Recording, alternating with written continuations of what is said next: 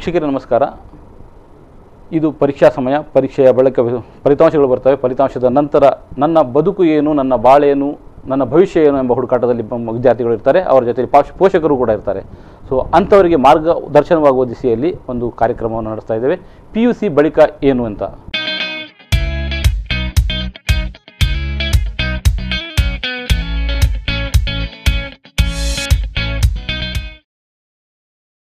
So ಈ ವಿಷಯದಲ್ಲಿ ನಾವು ಗೋಪಾಲಕೃಷ್ಣ ಭಟ್ ಅವರನ್ನು ಕರೆದಿದ್ದೇವೆ. ಗೋಪಾಲಕೃಷ್ಣ ಭಟ್ ಅವರು ತ್ರಿಷಾ ಕ್ಲಾಸಸ್ ಸಂಸ್ಥೆಯ ಸಂಸ್ಥಾಪಕರು.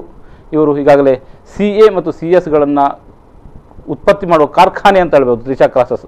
ಸೊ ಅಂಥ ಕಾರ್ಖಾನೆಯ ಮಾಲಕರು ಇವರು. ಸೊ ಅವರನ್ನೇ ಕರೆದು ಮಾತಾಡ್ತಾ ಇರೋದ್ರಿಂದ ಹೆಚ್ಚು ಅನುಕೂಲ ಆಗಬಹುದು ವಿದ್ಯಾರ್ಥಿಗಳಿಗೆ ಅಂತ ಅನ್ನಿಸ್ತಾ ಇದೆ. ಯಾಕಂದರೆ ತ್ರಿಷಾ ಕ್ಲಾಸ್ನವರು ಈಗ ಉಡುಪಿಯಲ್ಲಿದ್ದಾರೆ, ಮಂಗಳೂರಿನಲ್ಲಿದ್ದಾರೆ ಮತ್ತು ಬೆಂಗಳೂರಿನಲ್ಲೂ ಕೂಡ ಅವರ ಶಾಖೆ ನಡೀತಾ ಇದೆ. ಸೊ ಈ ಕಾರ್ಯಕ್ರಮದಲ್ಲಿ ನಾನು ಗೋಪಾಲಕೃಷ್ಣ ಅವರನ್ನು ಸ್ವಾಗತ ಮಾಡ್ತಿದ್ದೇನೆ. ಕಾರ್ಯಕ್ರಮಕ್ಕೆ ಸ್ವಾಗತ ಸರ್. ಅಂದರೆ ಈಗ ನಾನು ಈಗಾಗಲೇ ಹೇಳಿದ ಹಾಗೆ ಪರೀಕ್ಷೆ ಮುಗೀತು, ನಮ್ಮದು ಫಲಿತಾಂಶ ಬರ್ತದೆ. ಅದರ ನಂತರ ನಮಗೆ ಮುಖ್ಯವಾಗಿ ಪೋಷಕರಿಗೆ ಭಯ ಇದಿರ್ತದೆ. ಅಂದರೆ ಇಷ್ಟೊತ್ತು ನಾವು ಅಂಕ ಗಳಿಕೆ ಹಿಂದೆ ಬಿದ್ದಿರ್ತೇವೆ PUC ವರೆಗೆ. ಅದರ ಬಳಿಕ ನನ್ನ ಭವಿಷ್ಯ, ನನ್ನ ಬಾಳು, ನಾನು ಏನು ಗಳಿಕೆ ಮುಖ್ಯವಾಗಿ ಅದಕ್ಕೆ ಏನು ಮಾಡಬೇಕು ಅಂತ. ಸೊ ನಿಮ್ಮ ದೃಷ್ಟಿಯಲ್ಲಿ ಅಂದರೆ ಮಕ್ಕಳ ಭವಿಷ್ಯದ ದೃಷ್ಟಿಯಿಂದ ಆಯ್ಕೆ ಯಾವುದು ಆಗಬೇಕು ಅಂತ ಮುಂದೆ? ಅಂದರೆ ವಿದ್ಯಾರ್ಥಿಗಳಿಗೆ ಸೆಕೆಂಡ್ PUC ಎಕ್ಸಾಮ್ ಆದ ತಕ್ಷಣ ಯೂಶಲಿ ನಾವು ಎಲ್ಲ ಯಾವ ರೀತಿ ಪ್ರವೃತ್ತಿಯನ್ನು ಹೊಂದಿರ್ತೇವೆ ಅಂದರೆ ರಿಸಲ್ಟ್ ಬರೋ ತನಕ ಆರಾಮಾಗಿ ಕೂತ್ಕೊಳ್ಳೋದು. ರಿಸಲ್ಟ್ ಬರೋಕ್ಕಿಂತ ಮುಂಚೆ ಒಂದು ದಿವಸ ಟೆನ್ಷನ್, ರಿಸಲ್ಟ್ ಬಂದ ನಂತರ ತುಂಬ ಜನರಿಗೆ ಟೆನ್ಷನ್. ಅಂದರೆ ಮುಂದೇನು ಅಂತ ಅಂಕಲ್ ಅಂದರೆ ಅವ್ರಿಗೆ ನಾವು ಯೋಚನೆ ಮಾಡೋದು ನನ್ನ ಮಗನಿಗೆ ಎಷ್ಟು ಅಂಕ ಬರ್ತದೆ, ಅದರ ನಂತರ ಏನು ಮಾಡಬೇಕು ಅಂತ ನಾವು ತುಂಬ ಲೇಟಾಗಿ ಯೋಚಿಸ್ತೇವೆ. ನಾನು ಯಾವಾಗಲೂ ಹೇಳಿಕೊಡು, ನೀವು ಸಕ್ಸೀಡ್ ಆಗಬೇಕಾದ್ರೆ you have to be an early bird to the game ಅಂತ. ಲೇಟ್ ಆಗಬಾರ್ದು. ಹಾಗಾಗಿ ವಿದ್ಯಾರ್ಥಿಗಳು ಈ ಟೈಮಲ್ಲಿ ಎಂಜಾಯ್ ಮಾಡಬೇಕು, ತಿರುಗಬೇಕು, ಅದೆಲ್ಲ important. With due respect to their ಅವರ ಇದಕ್ಕೆ ಬಾಲ್ಯಕ್ಕೆ ಅದಕ್ಕೆ ರೆಸ್ಪೆಕ್ಟ್ ಅದನ್ನು ಅವರು ಮಾಡ್ತಾರೆ. ಆದರೆ ಅದರೊಟ್ಟಿಗೆ ಅವನಿಗೆ ಮುಂದೆ ಎಲ್ಲಿ ಹೋಗಬೇಕು ಅನ್ನೋ ಗುರಿ ಇಲ್ಲದಿದ್ದರೆ ರಿಸಲ್ಟ್ ಬಂದ ನಂತರ ವರಿ ಮಾಡ್ಕೊಳ್ತಾನೆ. ಹಾಗಾಗಬಾರ್ದು. ವಿದ್ಯಾರ್ಥಿ ಈಗಲಿಂದನೇ ಏನು ಮಾಡ್ಬೋದು ಅನ್ನೋದು ಎಲ್ಲ ಇನ್ಫಾರ್ಮೇಷನ್ಗಳು ಇವತ್ತು ಸಿಗ್ತಾ ಇದೆ. ಇವತ್ತು knowledge is no one's property ಅಂತ ಗೂಗಲ್ ಅಂಕಲ್ ಒಂದಿಷ್ಟು ಇನ್ಫಾರ್ಮೇಷನ್ ಕೊಡ್ತಾರಂದ್ರೆ ಎಷ್ಟು ಬೇಕೋ ಅಷ್ಟು ಇನ್ಫಾರ್ಮೇಷನ್ ಕೊಡ್ತಾರೆ. ಹಾಗಾಗಿ ವಿದ್ಯಾರ್ಥಿಗಳು ಈಗಲಿಂದನೇ ಅದರ ಬಗ್ಗೆ ಹುಡುಕ್ಬೇಕು. ಹಾಗಾಗಿ ಲಾಸ್ಟ್ ಮಿನಿಟನ್ನು ಅವಾಯ್ಡ್ ಮಾಡಬೇಕು. Point number 1. ಪಾಯಿಂಟ್ ನಂಬರ್ 2, ಟ್ರೆಡಿಷನಲಲ್ಲೇ ಹೋಗ್ಬೋದು. ಉದಾಹರಣೆಗೆ PUC ಆದ ತಕ್ಷಣ ಗೊತ್ತಿರೋ ಹಾಗೆ BCom ಮಾಡ್ಬೋದು, ಅಥವಾ BBM ಅಥವಾ BBA ಮಾಡ್ಬೋದು. ಅದರೊಟ್ಟಿಗೆ ಬೇರೆ ಕೋರ್ಸ್ಗಳನ್ನು ಮಾಡ್ಬೋದು. ಹೀಗೆ ವಿದ್ಯಾರ್ಥಿಗಳು ಫಸ್ಟ್ ಡಿಸೈಡ್ ಮಾಡ್ಕೊಳ್ಬೇಕು, ನಾನು ಏನು ಮಾಡಬೇಕು, ಎಲ್ಲಿಗೆ ಹೋಗಬೇಕು, ಏನಾಗಬೇಕು. ಆ ವಿಷನ್ ಇಂಪಾರ್ಟೆಂಟ್. ಗುರಿ ಇರಬೇಕು. ನನ್ನ ಆಯ್ಕೆ, ನನ್ನ ಗುರಿ. ಕರೆಕ್ಟ್. ಈಗ ಗುರಿಯನ್ನು ಹೇಗೆ ಸೆಟ್ ಮಾಡೋದು? ನಾನು ಯಾವಾಗಲೂ ವಿದ್ಯಾರ್ಥಿಗಳಿಗೆ ಏನು ಕಿವಿ ಮಾತಾಡೋದು ಅಂದರೆ, ಒಂದು ಸುಮಾರು ಕೇಸಲ್ಲಿ ವಿಪರ್ಯಾಸವಾದ ವಿಷಯ ಏನು ಅಂದರೆ, 10ನೇ ಕ್ಲಾಸ್ ಪರೀಕ್ಷೆ ಆಗ್ತದೆ. ಉದಾಹರಣೆಗೆ ಹೇಳೋದು, ನಾನು ಒಂದ್ಸತಿ ಒಂದು ಕಾಲೇಜಿಗೆ ಹೋಗ್ತಾನೆ, X ಕಾಲೇಜ್ ಅಂತ ಇಟ್ಕೊಂಡು. ಆ ಕಾಲೇಜಲ್ಲಿ ಸೀಟ್ ಸಿಗೋದು, ಮಾರ್ಕ್ಸ್ ನೋಡ್ತಾನೆ. ಅವ್ರು ಹೇಳ್ತಾರೆ, ನಿನಗೆ ಸೈನ್ಸಿಗೆ ಅಪ್ಲೈ ಮಾಡಿದ್ಯಾ, ನಿನ್ನ ಪರ್ಸೆಂಟೇಜ್ ಇಲ್ಲ, ನಿನಗೆ ಕಾಮರ್ಸ್ ಸೀಟ್ ಕೊಡ್ತೀನಿ ಅಂತ. ವಿದ್ಯಾರ್ಥಿ ಕ್ಷಣ ಮಾತ್ರದಲ್ಲಿ ಅವನ ಪೇರೆಂಟ್ಸ್ಗಳು ಸಹಿತ ಆಯಿತು ಇದಕ್ಕೆ ಸೇರಿಸಿ ಅಂತ ಹೇಳ್ತಾರೆ. ಅಂದರೆ ಹುಡುಗನ ಇನ್ನೂ 5 ವರ್ಷ ಸೈನ್ಸ್ ಫೀಲ್ಡಲ್ಲಿ ಕಲಿಬೇಕು. ಉದಾಹರಣೆ ಮೆಡಿಸಿನ್ ಮಾಡ್ಬೇಕಾದ್ರೆ 6-7 ವರ್ಷ ಆಗ್ಬೋದು PUC ಆದಂತ. ಅಷ್ಟು ಮಾಡುವಂಥದ್ದು ನಿರ್ಧಾರವನ್ನು ಒಂದು ಕಾಲೇಜ್ ಅರ್ಧ ನಿಮಿಷದಲ್ಲಿ ಹೇಳಿದಾಗ ವಿದ್ಯಾರ್ಥಿ ಅಷ್ಟು ಚೇಂಜ್ ಆಗ್ತಾನೆ. ಪೇರೆಂಟ್ಸ್ ಮಾಡ್ತಾರಂದ್ರೆ ಯಾವ ರೀತಿ ನಾವು ಹೋಗ್ತಾ ಇದ್ದೇವೆ, ಯಾವ ರೀತಿ ಅಂದ್ರೆ ಕುರಿ ಮಂದೆಗಳಾಗಿ ನಮ್ಮ ಗುರಿ ಚೇಂಜ್ ಮಾಡಿಬಿಡ್ತಾರೆ. ನಾನು ಯಾವ ಕಾಲೇಜ್ ಬಗ್ಗೆ ದೂರ್ತಾ ಇಲ್ಲ. ಅಂದ್ರೆ ಅವರಿಗೆ ವಿದ್ಯಾರ್ಥಿಗಳ ಭವಿಷ್ಯವನ್ನ ಅಂದ್ರೆ ರೂಪಿಸ್ಕೊಳ್ಬೇಕಾದ್ರು ವಿದ್ಯಾರ್ಥಿಗಳು ಅಥವಾ ಪೋಷಕರಲ್ಲ, ಯಾವುದೋ ಒಂದು ಸಂಸ್ಥೆ ಅಥವಾ ಯಾವುದೋ ಒಂದು ಹಾಗಾಗಬಾರ್ದು ಅಂತ. ಯಾವಾಗಲೂ ಅವನಿಗೆ ಸೈನ್ಸ್ ಅಂದ್ರೆ ನಾನು ಸೈನ್ಸೇ ಹೋಗ್ಬೇಕು, X ಇಲ್ಲದ್ರೆ Y college, Z college, 100 college ಇದೆ. ಅವನ ಫೀಲ್ಡ್ ಸೈನ್ಸ್ ಅಂತ ಡಿಸೈಡ್ ಮಾಡಿದ್ರೆ ಅದರಲ್ಲೇ ಮಾಡಬೇಕು. ನಾನು ಯಾವ ಸಂಸ್ಥೆಯಲ್ಲಿ ಕಲಿಬೇಕು ಅನ್ನೋದು ಮುಖ್ಯ. ನನ್ನ ಪ್ರಕಾರ ಅಷ್ಟು ಮುಖ್ಯ ಅಲ್ಲ. ಆ ಸಂಸ್ಥೆಯಲ್ಲಿ ಸಿಕ್ಕಿದ್ರೆ ಒಳ್ಳೇದು, ಇಲ್ಲದ್ರೆ ಇನ್ನೊಂದು ಸಂಸ್ಥೆ ಇದೆ. ಸಂಸ್ಥೆ ಸಿಗ್ಲಿಲ್ಲ ಅಂತ ಹೇಳಿ ನಾನು ಫೀಲ್ಡ್ ಅನ್ನು ಚೇಂಜ್ ಮಾಡೋದಲ್ಲ. ಆಯ್ಕೆಗಳು ನಾವು ಬಹಳ ನಿರ್ದಿಷ್ಟವಾಗಿ ಮಾಡಬೇಕಾಗತ್ತೆ. So choices in our hand. ಹಾಗಾಗಿ ವಿದ್ಯಾರ್ಥಿಗಳ ಬಗ್ಗೆ ತುಂಬ ತಿಳ್ಕೊಳ್ಬೇಕು. ನಾನು ಇದನ್ನೇ ಮಾಡಿ ಅಂತ ನಾನು ಹೇಳೋದಿಲ್ಲ. ಅವಕಾಶಗಳು ತುಂಬ ಇರೋಗೋಸ್ಕರ ಅದಕ್ಕೆ ಅವ್ರು ಸರಿಯಾದ ಪ್ಲಾನಿಂಗ್ ಮತ್ತೆ ಅದಕ್ಕೆ ಒಂದು ಬೇಕಾದ ಅಭಿರುಚಿ ಏನು ಅನ್ನೋದು ವಿದ್ಯಾರ್ಥಿಗಳು ತಿಳ್ಕೊಳ್ಬೇಕು. ಇಟ್ ಇಸ್ ನಾಟ್ ಈಸಿ, ಇದು ಸುಲಭನೂ ಇಲ್ಲ. ಹುಡುಗರಿಗೆ ಈ ಏಜಲ್ಲಿ 18 ವರ್ಷದಲ್ಲಿ ಪುಸ್ತಕ ಒಂದು ಬಿಟ್ಟು ಬೇರೆ ಎಲ್ಲದೂ ಕಲರ್ಫುಲ್ ಆಗಿ ಕಾಣ್ತದೆ. ವರ್ಲ್ಡಲ್ಲಿ ಎಲ್ಲದೂ ಕಲರ್ಫುಲ್ ಎಕ್ಸೆಪ್ಟ್ ದ ಬುಕ್ಸ್ ಅಂತ. ಹಾಗಾಗಿ ಈ ಏಜಲ್ಲಿ ಅವನಿಗೆ ನಾನೇನು ಹೇಳೋದಂದ್ರೆ, ಒಂದು ಪರದೆಯಲ್ಲಿ ಅವನು ಏನಾಗಿರಬೇಕು ಅಂತ ಅವನಿಗೆ ಆ ಕಲ್ಪನೆಗಳು ಬ್ಲರ್ ಆಗಿ ಬರ್ತದೆ. ವಿದ್ಯಾರ್ಥಿಗಳು ಹೀಗೆ ನಾನು ಹೇಳೋದುಂಟು, 12th ಸ್ಟ್ಯಾಂಡರ್ಡ್ ಆದ ನಂತರ ನೀವು ಹೀಗೆ ಒಂದು ಫಿಲ್ಮ್ ನೋಡ್ತಾ ಇರ್ತೀರಾ, ಅಸ್ಯೂಮ್ ಮಾಡೋ you are leaning on bed, ಒಂದು ಪರದೆ ನಿಮ್ಮ ಗೋಡೆಯಲ್ಲಿ ಒಂದು ಇದು ಬರ್ತಾ ಇದೆ, ಅದ್ರಲ್ಲಿ ನೀನೇ ಹೀರೋ, ಆ ಹೀರೋ ಏನಾಗಿರ್ಬೇಕು, ಬ್ಯಾಂಕರ್ ಆಗ್ಬೇಕಾ, ಚಾರ್ಟ್ ಅಕೌಂಟೆಂಟ್ ಆಗ್ಬೇಕಾ, ಕಂಪನಿ ಸೆಕ್ರೆಟರಿ ಆಗ್ಬೇಕಾ, ಕಾಸ್ಟ್ ಮ್ಯಾನೇಜ್ಮೆಂಟ್ ಅಕೌಂಟೆಂಟ್ ಆಗ್ಬೇಕಾ, ಎಕನಾಮಿಸ್ಟ್ ಆಗ್ಬೇಕಾ, ಅಥವಾ ಪಾಲಿಟಿಷಿಯನ್ ಆಗ್ಬೇಕಾ, ಅಂಗಡಿ ಹೋಗ್ಬೇಕಾ, ಸೂಪರ್ ಬಜಾರ್ ಇರ್ಬೇಕಾ, ಏನು ಅಂತ ನೀನು ಫಸ್ಟ್ ಡಿಸೈಡ್ ಮಾಡ್ಬೇಕು. ನಿಮ್ಮ ಹುಡುಗರ ಕನಸನ್ನು ನಾನು ಡಿಸೈಡ್ ಮಾಡಿದೆ, ಅದು ಹಾರ್ಶ್ ಆಗಿರ್ಬೋದು ಅವ್ರ ಮೇಲೆ. ಐ ಮೀನ್ ನನಗೆ ಇಷ್ಟದ ನಾನು ಹೇಳ್ತೀನಿ, ಅದು ಅವನಿಗೆ ಸೆಟ್ ಆಗದೆ ಇರ್ಬೋದು. ಅದನ್ನು ಅವನೇ ಕ್ರಿಯೇಟ್ ಮಾಡೋಕ್ಕೆ ಅವನು ಟ್ರೈ ಮಾಡಬೇಕು. ಇನಿಷಿಯಲ್ ಸ್ಟೇಜಲ್ಲಿ ತುಂಬ ಹೆಲ್ಪನ್ನು ತಗೊಳ್ಬೇಕು. ಹೆಲ್ಪ್ ಕೊಡಲಿಕ್ಕೆ ಅಂತ ಹೇಳುವಾಗ ಸೊ ನಿಮ್ಮಂಥ ಸಂಸ್ಥೆಗಳು ಇರ್ತವೆ. ಹೌದು, ಸುಮಾರಷ್ಟು ಸಂಸ್ಥೆಗಳಿದೆ, ಅದರಲ್ಲಿ ನಮ್ಮ ಸಂಸ್ಥೆನೂ ಒಂದು. ಹೌದು, ತ್ರಿಷಾ ಸಹಿತ ಒಂದು. ಸೊ ತ್ರಿಷಾ ವಿಷಯದಲ್ಲಿ ಹೇಳೋದಾದ್ರೆ, ನಾವು ತ್ರಿಷಾದವರು CA-ಗಳನ್ನ ನಾನು ಈಗಾಗಲೇ ಹೇಳಿದೆ, ಉತ್ಪತ್ತಿ ಮಾಡುವ ಕಾರ್ಖಾನೆ ಅಂತ. ಅಂದ್ರೆ ಅಲ್ಲಿ ಎಲ್ಲ ವಿದ್ಯಾರ್ಥಿಗಳು ಹೆಚ್ಚು ಕಡಿಮೆ ಅಂದ್ರೆ ನಾನು CA ಕನ್ಫರ್ಮ್ ಅನ್ನೋಂಥ ಒಂದು ಆತ್ಮವಿಶ್ವಾಸವನ್ನು ಇಟ್ಟುಕೊಂಡೇ ಬರುವಂತ ಒಂದು ಪರಿಸ್ಥಿತಿ ಇದೆ. ಸೊ ಹಾಗಿದ್ರೆ ಅಂದ್ರೆ PUC ಆದ ನಂತರ ನೀವು ವಿಷಯಗಳು ನಮಗೆ ಕಾಮರ್ಸ್ ಮತ್ತು BCom ಇದರ ಅಂದ್ರೆ ಇಷ್ಟೇನ ವಿಷಯ ಮತ್ತೆ ಬೇರೆ ಏನಾದರೂ ಇದೆಯಾ ಅನ್ನುವಂಥ ಪ್ರಶ್ನೆ ಬರ್ತದೆ. ಡೆಫಿನೆಟ್ಲಿ ಸಂಸ್ಥೆಗಳು ವಿದ್ಯಾರ್ಥಿಗಳ ಕಾರ್ಖಾನೆಯನ್ನು ನಾನು ಸ್ವಲ್ಪ ವರ್ಡನ್ನು ಚೇಂಜ್ ಮಾಡಿ ಹೇಳೋದಾದ್ರೆ, ವಿದ್ಯಾರ್ಥಿಗಳು ಸಂಸ್ಥೆಗಳಲ್ಲಿ ಹೋಗಿ ಸುಮಾರಷ್ಟು ಮಾಹಿತಿಗಳನ್ನು ತಿಳ್ಕೊಂಡು ಅವನು ಅದನ್ನೇ ಮಾಡಬೇಕು ಅನ್ನೋದೇನಿಲ್ಲ. ನಾನು ಇನ್ಪುಟ್ಟಿಂದ ಔಟ್ಪುಟ್ ಹೀಗೆ ಬರಬೇಕು ಅನ್ನೋದೇನಿಲ್ಲ. ನಮ್ಮ ಪ್ರೊಡಕ್ಷನ್ ಸೆಂಟ್ರಲ್ಲಿ ಅವನು ಮಾಡ್ತಾ ಮಾಡ್ತಾ ಬದಲಿಸಕ್ಕೂ ನಮ್ಮಲ್ಲಿ ಅವಕಾಶಗಳಿದೆ. Point number 1. ಎರಡನೇದು, ನಾವು ಹೇಳಿದ್ವಿ ಬರೀ ಇದು PUC ಅಂದರೆ BCom ಅಂತ ಈ ಫೀಲ್ಡೇ ಮಾಡಬೇಕಾದ್ರೆ ಮಾಡ್ಬೋದು, ಅದೇನು ತಪ್ಪು ಅಂತ ನಾನು ಹೇಳ್ತಾ ಇಲ್ಲ. ಅದರೊಟ್ಟಿಗೆ ವಿದ್ಯಾರ್ಥಿಗಳು ಇತ್ತೀಚಿನ ದಿನಗಳಲ್ಲಿ, ಎಸ್ಪೆಷಲಿ ಲಾಸ್ಟ್ ಒಂದು ದಶಕದಲ್ಲಿ ನಾವು ನೋಡಿದಾಗೆ ವಿದ್ಯಾರ್ಥಿಗಳು ಈಗ ಚಾರ್ಟ್ ಅಕೌಂಟೆನ್ಸಿ ಕೋರ್ಸನ್ನು ಭಾಳ ಇಂಟ್ರೆಸ್ಟಿಂಗ್ ಆಗಿ ತಗೊಳ್ತಿದ್ದಾರೆ. ಕಂಪನಿ ಸೆಕ್ರೆಟರಿ ಕೋರ್ಸ್ ಬಂದಿದೆ, ಕಾಸ್ಟ್ ಮ್ಯಾನೇಜ್ಮೆಂಟ್ ಅಕೌಂಟಿಂಗ್ ಕೋರ್ಸ್ ಇದೆ, ಆರ್ ACCA ಅಂತ ಒಂದು ಹೊಸ ಕೋರ್ಸ್ ಇದೆ, ಅಥವಾ ಬ್ಯಾಂಕಿಂಗ್ ಬಗ್ಗೆ ಕಲಿಬೋದು ವಿದ್ಯಾರ್ಥಿಗಳು, ಅಥವಾ ಇನ್ಶೂರೆನ್ಸ್ ಬಗ್ಗೆ ಕಲಿಬೋದು, ಅಥವಾ MBA ಎಂಟ್ರೆನ್ಸ್ ಅಲ್ಲಿ ಕೋಚಿಂಗ್ ತಗೊಂಡು MBAಗೆ ಅವನು ಎಂಟ್ರಿ ತಗೊಳ್ಬೋದು. ಹೀಗೆ ಸುಮಾರು ಅವಕಾಶಗಳ ಬಾಗಿಲು ತೆರೆದುಕೊಂಡಿದೆ, ತುಂಬಾ ಇದೆ. ಆದರೆ ಅದು ನಿಮಗೆ ಮೊದಲೇ ಗೊತ್ತಿರಬೇಕು. ಎಷ್ಟು ಜನರಿಗೆ ಗೊತ್ತಿರೋದಿಲ್ಲ. ಅದಕ್ಕೆ ನಾವು ಯಾವಾಗಲೂ ಏನು ಹೇಳೋದಂದ್ರೆ, ನಮ್ಮ ಸಂಸ್ಥೆಯಲ್ಲಿ ನಾವು ಫಸ್ಟ್ ಸ್ಟೆಪ್ ಏನಂತ ಹೇಳಿದ್ರೆ, ತ್ರಿಷಾ ಕ್ಲಾಸಲ್ಲಿ ಹುಡುಗನಿಗೆ ಅವನು ಏನು ಕೇಳ್ತಾನೆ ಅಂತೇಳಿ ಅವನನ್ನು ಜಾಯಿನ್ ಮಾಡಿಸ್ಬಾರ್ದು. ಅವನು ಕೇಳ್ತಾನೆ ಇದು ನನಗೆ ಬೇಕು ಅಂತ, ಅದರ ಬಗ್ಗೆ ಪರಿಪೂರ್ಣ ಮಾಹಿತಿಯನ್ನು ಕೊಟ್ಟು ಜಾಯಿನ್ ಆಗಬೇಕು. ಕೆಲವೊಮ್ಮೆ ನಾವು ಹೇಳ್ತೇವೆ ಇದು ನಿನಗೆ ಸೂಟ್ ಆಗದೆ ಇರ್ಬೋದು, ನೀನು ಯೋಚನೆ ಮಾಡಬೇಕು ಅಂತ. Are you damn sure you can become a chart accountant? Are you damn sure you like this course?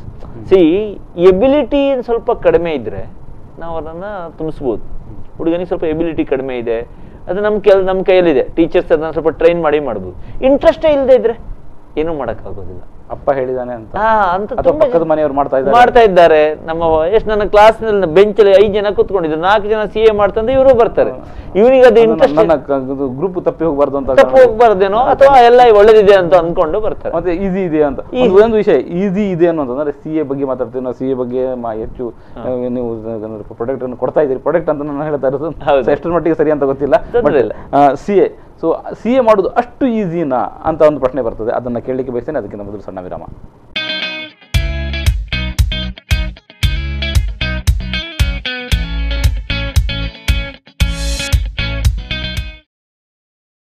So ವೀಕ್ಷಕರೇ, ನಾವು ಮಾತಾಡ್ತಾ ಇದ್ದೇವೆ PUC ಬಳಿಕ ಏನು ಅಂತ. PUC ಬಳಿಕ ಏನು ಅನ್ನೋದ್ರ ಬಗ್ಗೆ ಬಹಳಷ್ಟು ಅವಕಾಶಗಳು ತೆರೆದಿದ್ದಾವೆ. ಬಟ್ ನಮ್ಮ ಗುರಿ ಈಗ ಇರೋದು CA, CS ಅಥವಾ ಈ ಕಾಮರ್ಸ್ಗೆ ಸಂಬಂಧಪಟ್ಟ ವಿಷಯಗಳ ಬಗ್ಗೆ ನಾವು ಮಾತಾಡ್ತೇವೆ. ಯಾಕಂದರೆ ನಮ್ಮ ಜೊತೆಯಲ್ಲಿರುವವರು ತ್ರಿಷಾ ಕ್ಲಾಸಸ್ನ ಸಂಸ್ಥಾಪಕರಾದಂಥ ಗೋಪಾಲಕೃಷ್ಣ ಭಟ್ರವರು. ಇವರು ನಾನು ಆಗಲೇ ಹೇಳಿದ ಹಾಗೆ ಮತ್ತೊಮ್ಮೆ ಅದನ್ನೇ ನೆನಪು ಮಾಡ್ತಾ ಇದ್ದೇನೆ, CA-ಗಳನ್ನು ಉತ್ಪತ್ತಿ ಮಾಡುವ ಕಾರ್ಖಾನೆಯ ತ್ರಿಷಾ ಕ್ಲಾಸಸ್ ಅಂತ ಸಂಸ್ಥೆಯ ಪ್ರಮುಖರು ನಮ್ಮ ಜೊತೆ ಇರೋದು ಸಂತೋಷದ ವಿಷಯ. ಸೊ ನಾನು ಒಂದು ಪ್ರಶ್ನೆಯನ್ನು ನಿಮಗೆ ವಿರಾಮಕ್ಕೆ ಮೊದಲು ಕೇಳ್ತಾ ಇದ್ದೆ ಸರ್. CA ಅಂತ ನಾವೆಲ್ಲರೂ ಆರಾಮದಲ್ಲಿ ಹೇಳಿಬಿಡ್ತೇವೆ, CA ಅವರು ಹಣ ಮಾಡ್ತಾ ಇದ್ದಾರೆ ಅಥವಾ ಆದಾಯ ಗಳಿಸ್ತಾ ಇದ್ದಾರೆ ಅಂತ ಹೇಳ್ಬಿಡ್ತೇವೆ. ಬಟ್ CA ಮಾಡುವುದು ಅಷ್ಟು ಸುಲಭನಾ ಅನ್ನೋ ಪ್ರಶ್ನೆ. 10 ಜನರ ಹತ್ರ ನೀವು ಹೋಗಿ ಕೇಳಿದರೆ CA ಈಸಿ ಮಾಡ್ಬೋದಾ ಅಂತ ಕೇಳಿದರೆ, ನನ್ನ ಪ್ರಕಾರ 9 ಆನ್ಸರ್ಗಳು ಬರ್ಬೋದು, ಭಾಳ ಕಷ್ಟ, ಅದು ಡಿಫಿಕಲ್ಟ್ ಅಂತ. ನಾನು ತಗೊಂಡಾಗಲೂ ಈ ಕೋರ್ಸನ್ನು ತಗೊಂಡಾಗಲೂ ಭಾಳ ಕಷ್ಟ ಆಗೋದಿಲ್ಲ ಅಂತಲೇ ಹೇಳಿದರು. ನನ್ನ ಪ್ರಕಾರ ಸರಿಯಾದ ಎಫರ್ಟ್ಸ್ ಹಾಕಿದರೆ it can be done, it's not so difficult. ಅದಕ್ಕೆ ನಾನು ಮಕ್ಕಳಿಗೆ, ಎಲ್ಲ CA ಮಕ್ಕಳಿಗೆ ಒಂದು ಪುಸ್ತಕದಲ್ಲಿ ಫಸ್ಟ್ ಒಂದು ಡೆಫಿನೇಷನ್ ಬರೆಸಿಬಿಡೋದು, CA is not a difficult course but a different course ಅಂತ. ಸೊ ವಿದ್ಯಾರ್ಥಿಗಳಿಗೆ ಇದು ಡಿಫ್ರೆಂಟ್, ಅದು PUC ಆಗಲ್ಲ, BCom ಆಗಲ್ಲ ಅಂತ ಫಸ್ಟ್ ತಲೆಗೆ ಬಂದರೆ, ಅಂದರೆ ನಾವು ಇಷ್ಟು ದಿನ ಬಯಾಟ್ ಆಗಿ ಅಥವಾ ಏನೋ ಮಾಡಿರ್ತೀವಿ, ಅಲ್ಲಿ ಅದು ಅಪ್ಲೈ ಆಗೋದಿಲ್ಲ. ಸುಮಾರು ವ್ಯತ್ಯಾಸಗಳಿದೆ. ಉದಾಹರಣೆಗೆ PUCಯಲ್ಲಿ ನಾವು ಈಗ PUCಗೂ BComಗೂ CAಗೆ ಕಂಪೇರ್ ಮಾಡೋದಾದರೆ ಇಷ್ಟು ಡಿಫ್ರೆನ್ಸ್ ಇದೆ ನಾನು ಹೇಳ್ತೀನಿ. BComಲ್ಲಿ ಫೇಲ್ ಆಗಬೇಕಾದ್ರೆ ಭಾಳ ಕಷ್ಟಪಡಬೇಕು ಅಂತ. ಫೇಲ್ ಆಗೋದು ಈಸಿ ಇಲ್ಲ, ಫೇಲ್ ಆಗೋದಂದ್ರೆ ನೀವು ತುಂಬ ಕಷ್ಟಪಡು. ಇಟ್ ಈಸ್ ಫೇಲ್ ಆಗೋಕ್ಕಾಗೋದಿಲ್ಲ ಬಿ ಕಾಮಲ್ಲಿ. ಸಿ ಎಲ್ಲಿ ಉಲ್ಟಾ. ಅದರ್ಥ ಬಿ ಕಾಮ್ ಎಷ್ಟು ಈಸಿ ಇದೆಯೋ ಸಿ ಎ ಅಷ್ಟೇ ಈಸಿ ಅಂತ ವಿದ್ಯಾರ್ಥಿಗಳು ಅನ್ಸ್ಕೊಳ್ಬಾರ್ದು. Point number 1. Point number C A difficult ಅಂತ ನಾನು ಹೇಳ್ತಾ ಇಲ್ಲ. ಅಗೇನ್ ಪಾಯಿಂಟ್ ಅದು ಅಂದರೆ ಈಸಿ ಅಲ್ಲ, ಆದರೆ ಡಿಫಿಕಲ್ಟ್ ಕೂಡ ಅಲ್ಲ. ಅದನ್ನು ನೀವು ಎಫರ್ಟ್ಸ್ ಹಾಕಿದರೆ ಮಾಡೋಕ್ಕಾಗುತ್ತೆ. ಎರಡನೇದು, usually last minute preparation B ಕಾಮಲ್ಲಿ ನಡೀತದೆ. ಉದಾಹರಣೆಗೆ ನಾನು BBM ಮಾಡ್ಬೇಕಾದ್ರೆ BBM ನಮ್ಮಲ್ಲಿ ಈಗ BBA ಅಂತ ಮಾಡಿದ್ದಾರೆ. ನಾವು 1 ವಾರ 15 ದಿವಸ 1 ವಾರ ಓದಿದರೆ we use to get good marks. ಹುಡುಗಿಯರೆಲ್ಲ 15 ದಿವಸ ಓದ್ತಿದ್ರು ಅಥವಾ 20 ದಿವಸ 1 ತಿಂಗಳು ಓದ್ತಿದ್ರು, ಅವ್ರು ರ್ಯಾಂಕ್ ಬಂದುಬಿಟ್ರು. ಅಷ್ಟೇ ವ್ಯತ್ಯಾಸ ಅಷ್ಟೇ. ಲಾಸ್ಟ್ ಮಿನಿಟಲ್ಲಿ BBM ಕೋರ್ಸ್ಗಳನ್ನು ಓದೋಕ್ಕಾಗತ್ತೆ. CA ಆಗೋದಿಲ್ಲ. ಯಾರೊಬ್ಬ ಅಂದ್ಕೊಂಡ್ರೆ CA ಲಾಸ್ಟ್ ಮಿನಿಟಲ್ಲಿ ಓದಿ ನಾನು ಮಾಡ್ತೀನಿ ಅಂದರೆ ಅವನು ಮುಟ್ಟಾಳ ಅಂತ ನಾನು ಹೇಳೋದು. So you should not do that. You have to prepare well. ಮೂರನೇದು, ಎರಡೂ ಕೋರ್ಸಲ್ಲೂ ಹಾರ್ಡ್ ವರ್ಕಿಂಗ್ ಬೇಕು. ಬಿ ಕಾಮಲ್ಲಿ ಸ್ವಲ್ಪ ಕಡಿಮೆ, CA ಜಾಸ್ತಿ. ಆದರೆ what is more critical in CA is a continuous hard work. It is a consistent effort, not just hard work ಅಲ್ಲ, ಕನ್ಸಿಸ್ಟೆಂಟ್ ಹಾರ್ಡ್ ವರ್ಕ್ ಬೇಕು ಅದಕ್ಕೆ. ಕರೆಕ್ಟಾಗಿ ನಾನು ಹೇಳಿ ದಿನಕ್ಕೆ 5 ಗಂಟೆ ಓದಿ ಹೇಳೋದಿಲ್ಲ, 1 ಗಂಟೆ ಓದಿ, ದಿನ ಓದಿ, ಇನ್ನು 6 ತಿಂಗಳು ಓದಬೇಕು. ಹಾಗೆ that is a difference between the two. B ಕಾಮಲ್ಲಿ ಯೂಶ್ವಲಿ ನಮ್ಮ PUCಯಲ್ಲಿ ಬಿ ಕಾಮಲ್ಲಿ ನಾವು ಓದೋ ಉದ್ದೇಶ ಏನಾಗಿರ್ತದೆ ಅಂದರೆ ಮಾರ್ಕ್ಸಿಗಾಗಿ ಅಂತ. ನೀವು ಯಾರಿಗಾದ್ರೂ ಕೇಳಿ ಯಾಕೆ ಓದ್ತಿ ಅಂದರೆ ಯಾರಿಗೂ ಗೊತ್ತಿಲ್ಲ. ಹೇಗೆ ಓದಬೇಕು, ರ್ಯಾಂಕ್ ಬರಬೇಕು, ಡಿಸ್ಟಿಂಕ್ಷನ್ ಬರಬೇಕು, ಅದು ಕರೆಕ್ಟ್ ಎಲ್ಲ ಹೇಳ್ತಾರೆ. ಅದು ಯಾಕೆ ಓದಬೇಕು ಅನ್ನೋದು ಇರೋದಿಲ್ಲ. ಅಂದರೆ ಜಸ್ಟ್ ಜನರಲಿ ಮಾರ್ಕ್ಸ್ಗಾಗಿ ನಾವು PUC ಬಿ ಕಾಮಲ್ಲಿ ಓದಿದರೆ, CAಯಲ್ಲಿ ಅದು ಹಾಗೆ ಓದಿದರೆ ನನಗೆ ಗೊತ್ತಿಲ್ಲ ಪಾಸ್ ಆಗ್ತಾರೋ ಅಂತ ನನಗೆ ಗೊತ್ತಿಲ್ಲ. ಆದರೆ ನಾಲೆಜಿಗಾಗಿ ಓದಿದರೆ, ಜ್ಞಾನದಕ್ಕಾಗಿ ಓದಿದರೆ ಗ್ಯಾರಂಟಿ ವಿದ್ಯಾರ್ಥಿಗಳಿಗೆ ಒಳ್ಳೆ ಮಾರ್ಕ್ಸ್ ಬರ್ತದೆ. ಸೊ ಹಾಗಾಗಿ ಇಲ್ಲಿ ಪ್ರಿಫರೆನ್ಸ್ ಚೇಂಜ್ ಆಗಿದೆ. ನೀವು ಇಲ್ಲಿ ಗಳಿಸುವ ಜ್ಞಾನ ನಿಮ್ಮ ಭವಿಷ್ಯವನ್ನು ಇರುತ್ತೆ. ಬರೀ ಇದು ನನಗೆ 3 ಗಂಟೆ ಎಕ್ಸಾಮಿಗೆ ನಾನು ತಯಾರಾಗಬಾರ್ದು ಅಂತಲ್ಲ, ಅದು ಯಾಕೆ ಬಂತು ಅಂತ ಭಾಳ ಇಂಪಾರ್ಟೆಂಟಾಗಿ ಲಾಸ್ಟ್ ಪಾಯಿಂಟ್ ಹೇಳ್ಬಿಡ್ತೀನಿ ನಾನು. ಇದರ ವ್ಯತ್ಯಾಸ PUC ಬಿ ಕಾಮಲ್ಲಿ ಅದನ್ನು ತಗೊಳ್ಳೋದು, ಕ್ವಶನ್ ತಗೊಳ್ಳೋದು, ಆನ್ಸರ್ ಮಾಡೋದು. ಇಟ್ಸ್ ಮೋರ್ ಫಾರ್ ಎಕ್ಸಾಮನ್ನು ವರ್ಕೌಟ್ ಮಾಡೋಕ್ಕೆ. ಪುಸ್ತಕದಲ್ಲಿರ್ತದೆ, ಕರೆಕ್ಟ್, ನಿಮ್ಮ ವರ್ಡ್ಸಲ್ಲಿ ಬೈ ಹಾರ್ಟ್ ಮಾಡಿ ಮಾಡೋದು. ನೆನಪಿಟ್ಕೊಳ್ಳಿ, ಪ್ರೊಫೆಷನಲ್ ಕೋರ್ಸಲ್ಲಿ ಕನ್ಸೆಪ್ಟ್ ಲರ್ನಿಂಗ್, ಅದು ಯಾಕೆ ಬಂತು ಅನ್ನೋದನ್ನು ಕಲಿಬೇಕು.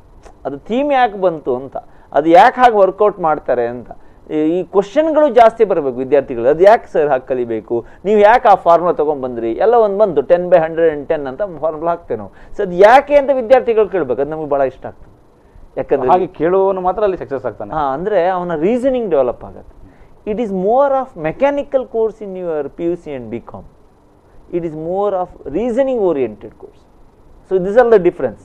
ನನ್ನ ಪ್ರಕಾರ ನಾನು CA ಕೋರ್ಸ್ಗೆ ಮತ್ತು ಇದಕ್ಕೆ ವ್ಯತ್ಯಾಸ ಏನು ಅಂತ ಅಂದಾಜಾಗ್ತದೆ. ನಾವು ಕಷ್ಟ ಅಲ್ಲ, ಹೌದು ಅಲ್ಲ, ಡೆಫಿನೆಟ್ಲಿ ಕಷ್ಟ ಅಲ್ಲ. ಸರಿಯಾಗಿ ವಿದ್ಯಾರ್ಥಿಗಳು ಎಫರ್ಟ್ಸ್ ಹಾಕಿದ್ರು. ನಮ್ಮ ಸಂಸ್ಥೆಯಲ್ಲಿ ಲೆವೆಲ್ 1ನಲ್ಲಿ ನಾವು ಫೌಂಡೇಶನ್ ಅಂತ ಏನು ಹೇಳ್ತೇವೆ, ಅದರಲ್ಲಿ ಒಂದು 70% ವಿದ್ಯಾರ್ಥಿಗಳು ಕ್ಲಿಯರ್ ಆಗ್ತಾರೆ. ನೀವು ಲೆವೆಲ್ ಬಗ್ಗೆ ಮಾತಾಡ್ತಾ ಇದ್ದೀರಿ, ಅಂದರೆ ಇದರಲ್ಲಿ ಎಷ್ಟು ಲೆವೆಲ್ಗಳಿದ್ದಾವೆ? ಒಬ್ಬ ವಿದ್ಯಾರ್ಥಿ ಸೈನ್ಸಲ್ಲಿ PUC ವಿದ್ಯಾರ್ಥಿ, ನಮ್ಮಲ್ಲೀಗ ನಮ್ಮ ಕಾಮರ್ಸ್ ಹುಡುಗರಿಗೂ ನೀವು ಸೈನ್ಸ್ ಬಗ್ಗೆ ಚೆನ್ನಾಗಿ ಗೊತ್ತವ್ರಿಗೆ, CET ಇದೆ ಅಥವಾ ನೀಟ್ ಎಕ್ಸಾಮ್ ಇದೆ, AIEEE ಇದೆ ಅಂತ. ಕಾಮರ್ಸ್ ಬಗ್ಗೆ ಇಲ್ಲ, ಅದು ನಮ್ದೊಂದು ವಿಪರ್ಯಾಸ. ಸೊ ವಿದ್ಯಾರ್ಥಿಗಳು ಕಾಮರ್ಸ್ ಅಷ್ಟು ಪ್ರಚಾರ ಆಗಿದೆ, ಅಷ್ಟು ಪ್ರಚಾರ ಆಗಲಿಲ್ಲ. ಯಾವುದು ನಮ್ಮ ಕಾಮರ್ಸಲ್ಲಿರೋ ಅವಕಾಶಗಳು ಅಷ್ಟು ಪ್ರಚಾರ. ಇವನ್ 10ನೇ ಕ್ಲಾಸಲ್ಲಿ ಯೂಶಲಿ ನೀವು ಯಾರಿಗಾದರೂ ಕೇಳಿದರೆ ಒಳ್ಳೆ ಮಾರ್ಕ್ಸ್ ಬಂದರೆ ನೀನು ಸೈನ್ಸಿಗೆ ಹೋಗು ಅಂತ ಹೇಳ್ತಾರೆ. ನನಗೆ ನನ್ನ ಎಲ್ಲ ಟೀಚರ್ಗಳು, ನನ್ನ ಕ್ಲಾಸ್ಮೇಟ್ಗಳು ನೀವು ಸೈನ್ಸಿಗೆ ಹೋಗು ಅಂತ ಹೇಳಿದರು. But I took commerce. I wanted to do commerce long back, 93 to 95. So I secured 9th state rank also ಅದರಲ್ಲಿ. ಸೊ ನಾನು ಹೇಳ್ತಿರೋದು, ನನಗೆ ಇದು ಆಗಬೇಕಂತಿತ್ತು, ಹಾಗೆ ಎಲ್ಲ ವಿದ್ಯಾರ್ಥಿಗಳು ಬರೋದಿಲ್ಲ. ನಿಮಗೆ ಹೇಳ್ತೀನಿ, ನಿಮ್ಮ ಪ್ರಶ್ನೆಗೆ ನಾನು ಉತ್ತರ ಮಾಡ್ತೀನಿ. ನಾವು ಈ PUC ಬಿ ಕಾಮ್ಗೂ ಇದಕ್ಕೂ ವ್ಯತ್ಯಾಸಗಳಲ್ಲಿ ಏನು ಅಂದರೆ, PUC ಆದ ತಕ್ಷಣ ವಿದ್ಯಾರ್ಥಿ ಸೈನ್ಸಲ್ಲಿ 4 ವರ್ಷದಲ್ಲಿ ಇಂಜಿನಿಯರಿಂಗ್ ಕೋರ್ಸನ್ನು ಮಾಡ್ತಾನೆ. 4 ವರ್ಷ ಆಗ್ತದೆ. ಮೆಡಿಸಿನ್ ಆದರೆ 5 ವರ್ಷ ಆಗುತ್ತೆ. ಇದೇ ರೀತಿ ನಮ್ಮ CA ಕೋರ್ಸ್ ಹೆಚ್ಚು ಕಮ್ಮಿ 4.5 ವರ್ಷ, PUC ಆಗಿ 4.5 ವರ್ಷದಲ್ಲಿ ಮಾಡೋಕ್ಕೆ. ಹೇಗೆ ಮಾಡಬೇಕು? 3 ಹಂತ ಇದೆ. Level 1 examination is called foundation. ಅದು ಕ್ಲಿಯರ್ ಆಗಿ ಅದರ 1 ವರ್ಷದ ಗ್ಯಾಪಲ್ಲಿ ಲೆವೆಲ್ 2 ಎಕ್ಸಾಮಿನೇಷನ್ ಬರ್ತದೆ, ದಟ್ ಇಸ್ ಕಾಲ್ಡ್ ಇಂಟರ್ಮೀಡಿಯೇಟ್. ಅದು ಪಾಸ್, ಅದರಲ್ಲಿ 2 ಇದೆ. ಒಂದು ಪಾರ್ಟ್ ಪಾಸ್ ಆದ್ರೂ ಅವನು ಆರ್ಟಿಕಲ್ಶಿಪ್ ಅಂತ ಮಾಡ್ತಾನೆ. Please note the beauty of this course. ಈ CA, CSC, ML ಬ್ಯೂಟಿ ಏನು ಅಂದರೆ, ಇಲ್ಲಿ ನಾವು ಆರ್ಟಿಕಲ್ಶಿಪ್ ಅಂತ ಮಾಡ್ತೇವೆ, that is called practical training. ಇದು ನಿಮಗೆ ಬೇರೆ ಕೋರ್ಸ್ಗಳಲ್ಲಿ ಇಲ್ಲ ಅಂತ ನಾನು ಹೇಳ್ತೀನಿ. ಪ್ರಾಕ್ಟಿಕಲ್ ಟ್ರೈನಿಂಗ್ ಅಂದರೆ ಒಬ್ಬ ಚಾರ್ಡ್ ಅಕೌಂಟೆಂಟ್ ಅಂಡರಲ್ಲಿ ಅವನು ವರ್ಕ್ ಮಾಡ್ತಾ ಬ್ಯಾಂಕಿಗೆ ಹೋಗ್ತಾನೆ, ಅಥವಾ ಒಂದು ಇನ್ಸ್ಟಿಟ್ಯೂಷನ್ಗೆ ಹೋಗ್ತಾನೆ, ಹೋಟೆಲ್ಗಳಿಗೆ ಆಡಿಟ್ ಮಾಡೋಕ್ಕೆ ಹೋಗ್ತಾನೆ, ಅಥವಾ ಈ ಎಜುಕೇಷನ್ ಇನ್ಸ್ಟಿಟ್ಯೂಷನ್ಗೆ ಆಡಿಟ್ ಮಾಡೋಕ್ಕೆ ಹೋಗ್ತಾನೆ. ಅಥವಾ ಇದೆಲ್ಲ ಮಾಡಿದಾಗ ಹುಡುಗನಿಗೆ ಪ್ರಾಕ್ಟಿಕಲ್ ನಾಲೆಜ್ ಬಂದುಬಿಡುತ್ತೆ. ನನ್ನ ಚಾರ್ಡ್ ಅಕೌಂಟ್ ನನ್ನ ಬಾಸ್ ಒಟ್ಟಿಗೆ ಇದ್ದು ಅವರದೆಲ್ಲ ಕೆಲವು ಒಳ್ಳೊಳ್ಳೆ ವಿಷಯಗಳನ್ನು ಅವನು ಕಲಿತು ಬಿಡ್ತಾನೆ. ಇದು 3 ವರ್ಷದ ಟ್ರೈನಿಂಗ್ ಇದೆ. ಸೊ ಲೆವೆಲ್ 1 ಫೌಂಡೇಶನ್, 1 ವರ್ಷದ ನಂತರ ಇಂಟರ್ಮೀಡಿಯೇಟ್ ಆಗಿ ಆರ್ಟಿಕಲ್ಶಿಪ್ಪಿನ ಕೊನೆಯ 6 ತಿಂಗಳಲ್ಲಿ ಅವನು ಫೈನಲ್ ಎಕ್ಸಾಮನ್ನು ಬರೀಬೇಕು. So level 1 foundation, intermediate, articleship and final 3 ಲೆವೆಲಲ್ಲಿ ಅವನು ಈ ಕೋರ್ಸನ್ನು ಕಂಪ್ಲೀಟ್ ಮಾಡ್ಬೋದು. ಸೊ ನಿಮಗೆ ಲೆವೆಲ್ 1 ಅಂತ ಕೋಚಿಂಗ್, ಲೆವೆಲ್ 1ನಲ್ಲಿ ನಿಮ್ಮ ಕೋಚಿಂಗ್ ಏನೆಲ್ಲ ಇರ್ತದೆ ಅಂತ? ಲೆವೆಲ್ 1ನಲ್ಲಿ ವಿದ್ಯಾರ್ಥಿಗಳಿಗೆ 4 ಸಬ್ಜೆಕ್ಟ್ ಇದೆ. ಫೌಂಡೇಶನ್ ಅಂತ ಏನು ಹೇಳ್ತೇವೆ ಅದಕ್ಕೆ ಇಲ್ಲಿ ತನಕ CPT ಅಂತ ಇತ್ತು. 30th June 2017 was the last. 1st July 2017 ಅವರು ಹೊಸ ಕೋರ್ಸನ್ನು ಇಂಟ್ರೊಡ್ಯೂಸ್ ಮಾಡಿದರು. ಅದಕ್ಕೆ ಹೆಸರು ಚೇಂಜ್ ಮಾಡಿದ್ರು. That is called as foundation ಅಂತ. ಫೌಂಡೇಶನಲ್ಲಿ ಒಟ್ಟು 4 ಪೇಪರ್ ಇದೆ, ಎಲ್ಲ 100 ಮಾರ್ಕಿನ ಪೇಪರ್ಗಳು. ಫಸ್ಟ್ ಎಕ್ಸಾಮಿನೇಷನ್ ಹೆಸರು ಅಕೌಂಟೆನ್ಸಿ, ಎರಡನೇದು ಬಿಸ್ನೆಸ್ ಲಾ ಆ್ಯಂಡ್ ಕರೆಸ್ಪಾಂಡೆನ್ಸ್ ಅಂತ, ಅಲ್ಲಿ ಇಂಗ್ಲೀಷು ಸ್ವಲ್ಪ ಮಾರ್ಕ್ಸ್ ಬರ್ತದೆ, ಇದು ಎರಡನೇದು. ಮೂರನೇದು ಹುಡುಗರಿಗೆ ಎಕನಾಮಿಕ್ಸ್ ಬರ್ತದೆ ಆ್ಯಂಡ್ ಕಮರ್ಷಿಯಲ್ ನಾಲೆಜ್ ಅಂತ, ಅದರಲ್ಲಿ ಎಕನಾಮಿಕ್ಸ್ ಅರ್ಧ ಪಾರ್ಟ್, ಕಮರ್ಷಿಯಲ್ ನಾಲೆಜ್ ಅರ್ಧ ಪಾರ್ಟ್. ಫೈನಲಿ ವಿದ್ಯಾರ್ಥಿಗಳಿಗೆ ಮ್ಯಾಥ್ಸ್ ಆ್ಯಂಡ್ ಸ್ಟ್ಯಾಟ್ಸ್ ಅಂತ ಇತ್ತು, ಅದಕ್ಕೆ ಮ್ಯಾಥ್ಸ್, ಸ್ಟ್ಯಾಟ್ಸ್ ಆ್ಯಂಡ್ ರೀಸನಿಂಗ್ ಅಂತ ಮಾಡಿದರು ಈಗ. ಸೊ 3 ಮತ್ತು 4 ಎಕನಾಮಿಕ್ಸ್ ಮತ್ತು ಏನು ಮ್ಯಾಥ್ಸ್ ಇದೆ ಅಷ್ಟು, ಮ್ಯಾಥ್ಸ್ ಆ್ಯಂಡ್ ಸ್ಟ್ಯಾಟ್ಸ್, ಇದು 2 ಮಲ್ಟಿಪಲ್ ಚಾಯ್ಸ್ ಕ್ವಶನ್ ಫಾರ್ಮ್ಯಾಟ್. ಒಂದು ಪ್ರಶ್ನೆಗೆ 4 ಉತ್ತರ ಇರ್ತದೆ. ಅದನ್ನು ಅವರು ಟಿಕ್ ಮಾಡ್ತಾ ಹೋಗ್ಬೇಕು. ಟಿಕ್ ಅಂದರೆ ಡಾರ್ಕನ್ ಮಾಡ್ತಾ ಹೋಗ್ಬೇಕು, ಬ್ಯಾಂಕ್ ಎಕ್ಸಾಮಲ್ಲಿ ಫಿಲ್ ಮಾಡಿ. ಮೊದಲ 2 ಪೇಪರ್ ಅಕೌಂಟೆನ್ಸಿ ಮತ್ತು ಲಾ ಏನಿದೆ ಅದು ಡಿಸ್ಕ್ರಿಪ್ಟಿವ್ ಬರೆದಂಗೆ ಡೀಟೇಲ್ ಆಗಿ ಬರೀಬೇಕು. ಇದು ಪ್ಯಾಟರ್ನ್. ಎಕನಾಮಿಕ್ಸ್ ಮತ್ತು ಕ್ವಾಂಟ್ ಮಲ್ಟಿಪಲ್ ಚಾಯ್ಸ್ ಕ್ವಶನನ್ನು ಫಾರ್ಮ್ಯಾಟಲ್ಲಿ ವರ್ಕೌಟ್ ಮಾಡೋಕ್ಕೆ ಲಾಟ್ ಆಫ್ ಶಾರ್ಟ್ಕಟ್ಸು ಇದೆ. ವೆರಾಸ್ ಫಸ್ಟ್ 2 ಅಲ್ಲಿ ಶಾರ್ಟ್ಕಟ್ ಇಲ್ಲ, ಡಿಸ್ಕ್ರಿಪ್ಟಿವ್ ಆಗಿ ಬರೀಬೇಕು. ಒಬ್ಬ ವಿದ್ಯಾರ್ಥಿ ಓವರಾಲ್ 100 ಮಾರ್ಕಿನ 4 ಪೇಪರಲ್ಲಿ 400ಅಲ್ಲಿ 200 ಮಾರ್ಕ್ಸನ್ನು ಪಡಿಬೇಕು. 50% ಎಷ್ಟು ಸ್ಕೋರ್. ಈಗ ನೀವೊಂದು ಕೇಳ್ಬೋದು, ಸರ್ ಇಷ್ಟು ಸುಲಭ ಇದೆ, ಯಾಕೆ ವಿದ್ಯಾರ್ಥಿಗಳು ಜಾಸ್ತಿ ಮಾರ್ಕ್ಸ್ ತಗೊಳ್ಳೋದಿಲ್ಲ ಅಂತ. ಕಾಮನ್ ಆಗಿ ಈ ಪ್ರಶ್ನೆಗಳು ಬರ್ತದೆ. ನಾನು ಯಾವಾಗಲೂ ಹೇಳೋದುಂಟು, ಯಾಕೆ ವಿದ್ಯಾರ್ಥಿಗಳಿಗೆ CA ಮಾರ್ಕ್ಸ್ ಕಡಿಮೆ ಬರ್ತದೆ ಅಂದರೆ, ಮೋಸ್ಟ್ ಆಫ್ ದ ಸ್ಟೂಡೆಂಟ್ ನೀವು ಹೇಳಿದರೆ CA ಕಷ್ಟ ಅಂತ ಅಲ್ಲಿದೆ, ಮೊದಲೇ ಫಿಕ್ಸ್ ಮಾಡ್ಕೊಳ್ತಾನೆ, ಎಂಟ್ರಿ ಆಗ್ತಾನೆ. ನಾನೊಬ್ಬ ವಿದ್ಯಾರ್ಥಿ ಕೇಳಿದೆ, 10ನೇ ಕ್ಲಾಸಲ್ಲಿ ಎಷ್ಟು ಪರ್ಸೆಂಟೇಜ್ ತೊಗೊಂಡಿದ್ಯಪ್ಪ ಅಂತ. ಅವ್ರು ಹೇಳಿದೆ, ಸರ್ 78% ತೊಗೊಂಡಿದ್ದೀನಿ. ಎಷ್ಟು ಬರ್ಬೋದು 12th ಸ್ಟ್ಯಾಂಡರ್ಡ್ ಎಕ್ಸಾಮಲ್ಲಿ, ರಿಸಲ್ಟ್ ಬರೋಕ್ಕಿಂತ ಮುಂಚೆ? ಸರ್ 94, 95 ಬರ್ತದೆ. ಭಾಳ ಕಾನ್ಫಿಡೆಂಟ್ ಆಗಿದ್ದ ಅವನು, ಖುಷಿ ಆಯ್ತು. CA ನಾ ತೊಗೊಂಡಿದ್ದೆ. ಹೌದು ಸರ್, ಎಂಟ್ರೆನ್ಸ್ ಎಕ್ಸಾಮ್ ತೊಗೊಂಡಿದ್ದೀನಿ. ಎಷ್ಟು ಬರಬೇಕಂತಿದ್ಯಾ? ಸರ್ ಪಾಸ್ ಆದರೆ ಸಾಕು CPT ಎಕ್ಸಾಮಿನೇಷನ್. ನಾನು ಹೇಳಿದೆ, ನಾಚಿಕೆ ಆಗೋದಿಲ್ವಾ ಅಂತ. ಪಾಸ್ ಅಂದರೆ ಎಷ್ಟು ಪರ್ಸೆಂಟೇಜ್? 50%. 76% ಓಕೆ, 94% ಓಕೆ, 50% ಬಂದರೆ ಅಂದರೆ ಹುಡುಗನ ಏಮೇ ಪಾಸ್ ಆಗಿ ಬಂದುಬಿಡ್ತಾರೆ. ನಾನು ಹೇಳೋದು ವಿದ್ಯಾರ್ಥಿಗಳಿಗೆ, ಫಸ್ಟ್ ನೀವು ಎಲ್ಲಿ ಮಿಸ್ಟೇಕ್ ಮಾಡ್ತೀರಾ ಅಂದರೆ, ನೀವು ಪಾಸ್ ಆಗಬೇಕು ಅಂತ ಬಂದಿದ್ದೀರಾ ಅಲ್ಲ. ಇಲ್ಲಿಯೂ ನಾನು 80%, 90% ಮಾಡ್ತೀನಿ ಅಂತ ಹೇಳಿ ನಾನು ಕೇಳೋದು ಹೀಗೆ ತಮಾಷೆಗೆ. ಎಷ್ಟು ಸತಿ ನೀನು 7th ಸ್ಟ್ಯಾಂಡರ್ಡ್ ಎಕ್ಸಾಮ್ ಬರೆದೆ? ಒಂದು ಸತಿ. ಎಷ್ಟು ಸತಿ 10th ಸ್ಟ್ಯಾಂಡರ್ಡ್ ಎಕ್ಸಾಮ್ ಬರೀತೀಯ? ಒಂದು ಸತಿ. ಎಷ್ಟು ಸತಿ PUC ಎಕ್ಸಾಮ್ ಬರೀತೀಯ? ಒಂದು ಸತಿ. ಎಷ್ಟು ಸತಿ ನೀನು CA ಎಕ್ಸಾಮ್ ಬರೀಬೇಕಂತಿದೆಯಾ ಲೆವೆಲ್ 1 ಅಂದರೆ? ಒಂದೇ ಸತಿ. ಅದು first best and last attempt ಆಗಿರಬೇಕು ಅಂತ. That should be first best and last attempt. Okay, ನಾವು CA ಬಗ್ಗೆ ಮಾತಾಡ್ತಿದ್ದೀವಿ ಸರ್. CA ಮಾಡಿದ ಬಳಿಕ ನಮ್ಮ ಕಥೆ ಏನು, ಅಂದರೆ ನಮ್ಮ ಫ್ಯೂಚರ್ ಏನು ಅನ್ನೋದು ಪ್ರಶ್ನೆ ಕೂಡ ಬರ್ತದೆ. ಅದನ್ನು ಕೇಳಲಿಕ್ಕೆ ಬಯಸ್ತೇನೆ. ಅದಕ್ಕಿಂತ ಮೊದಲು ಸಣ್ಣ ವಿರಾಮ.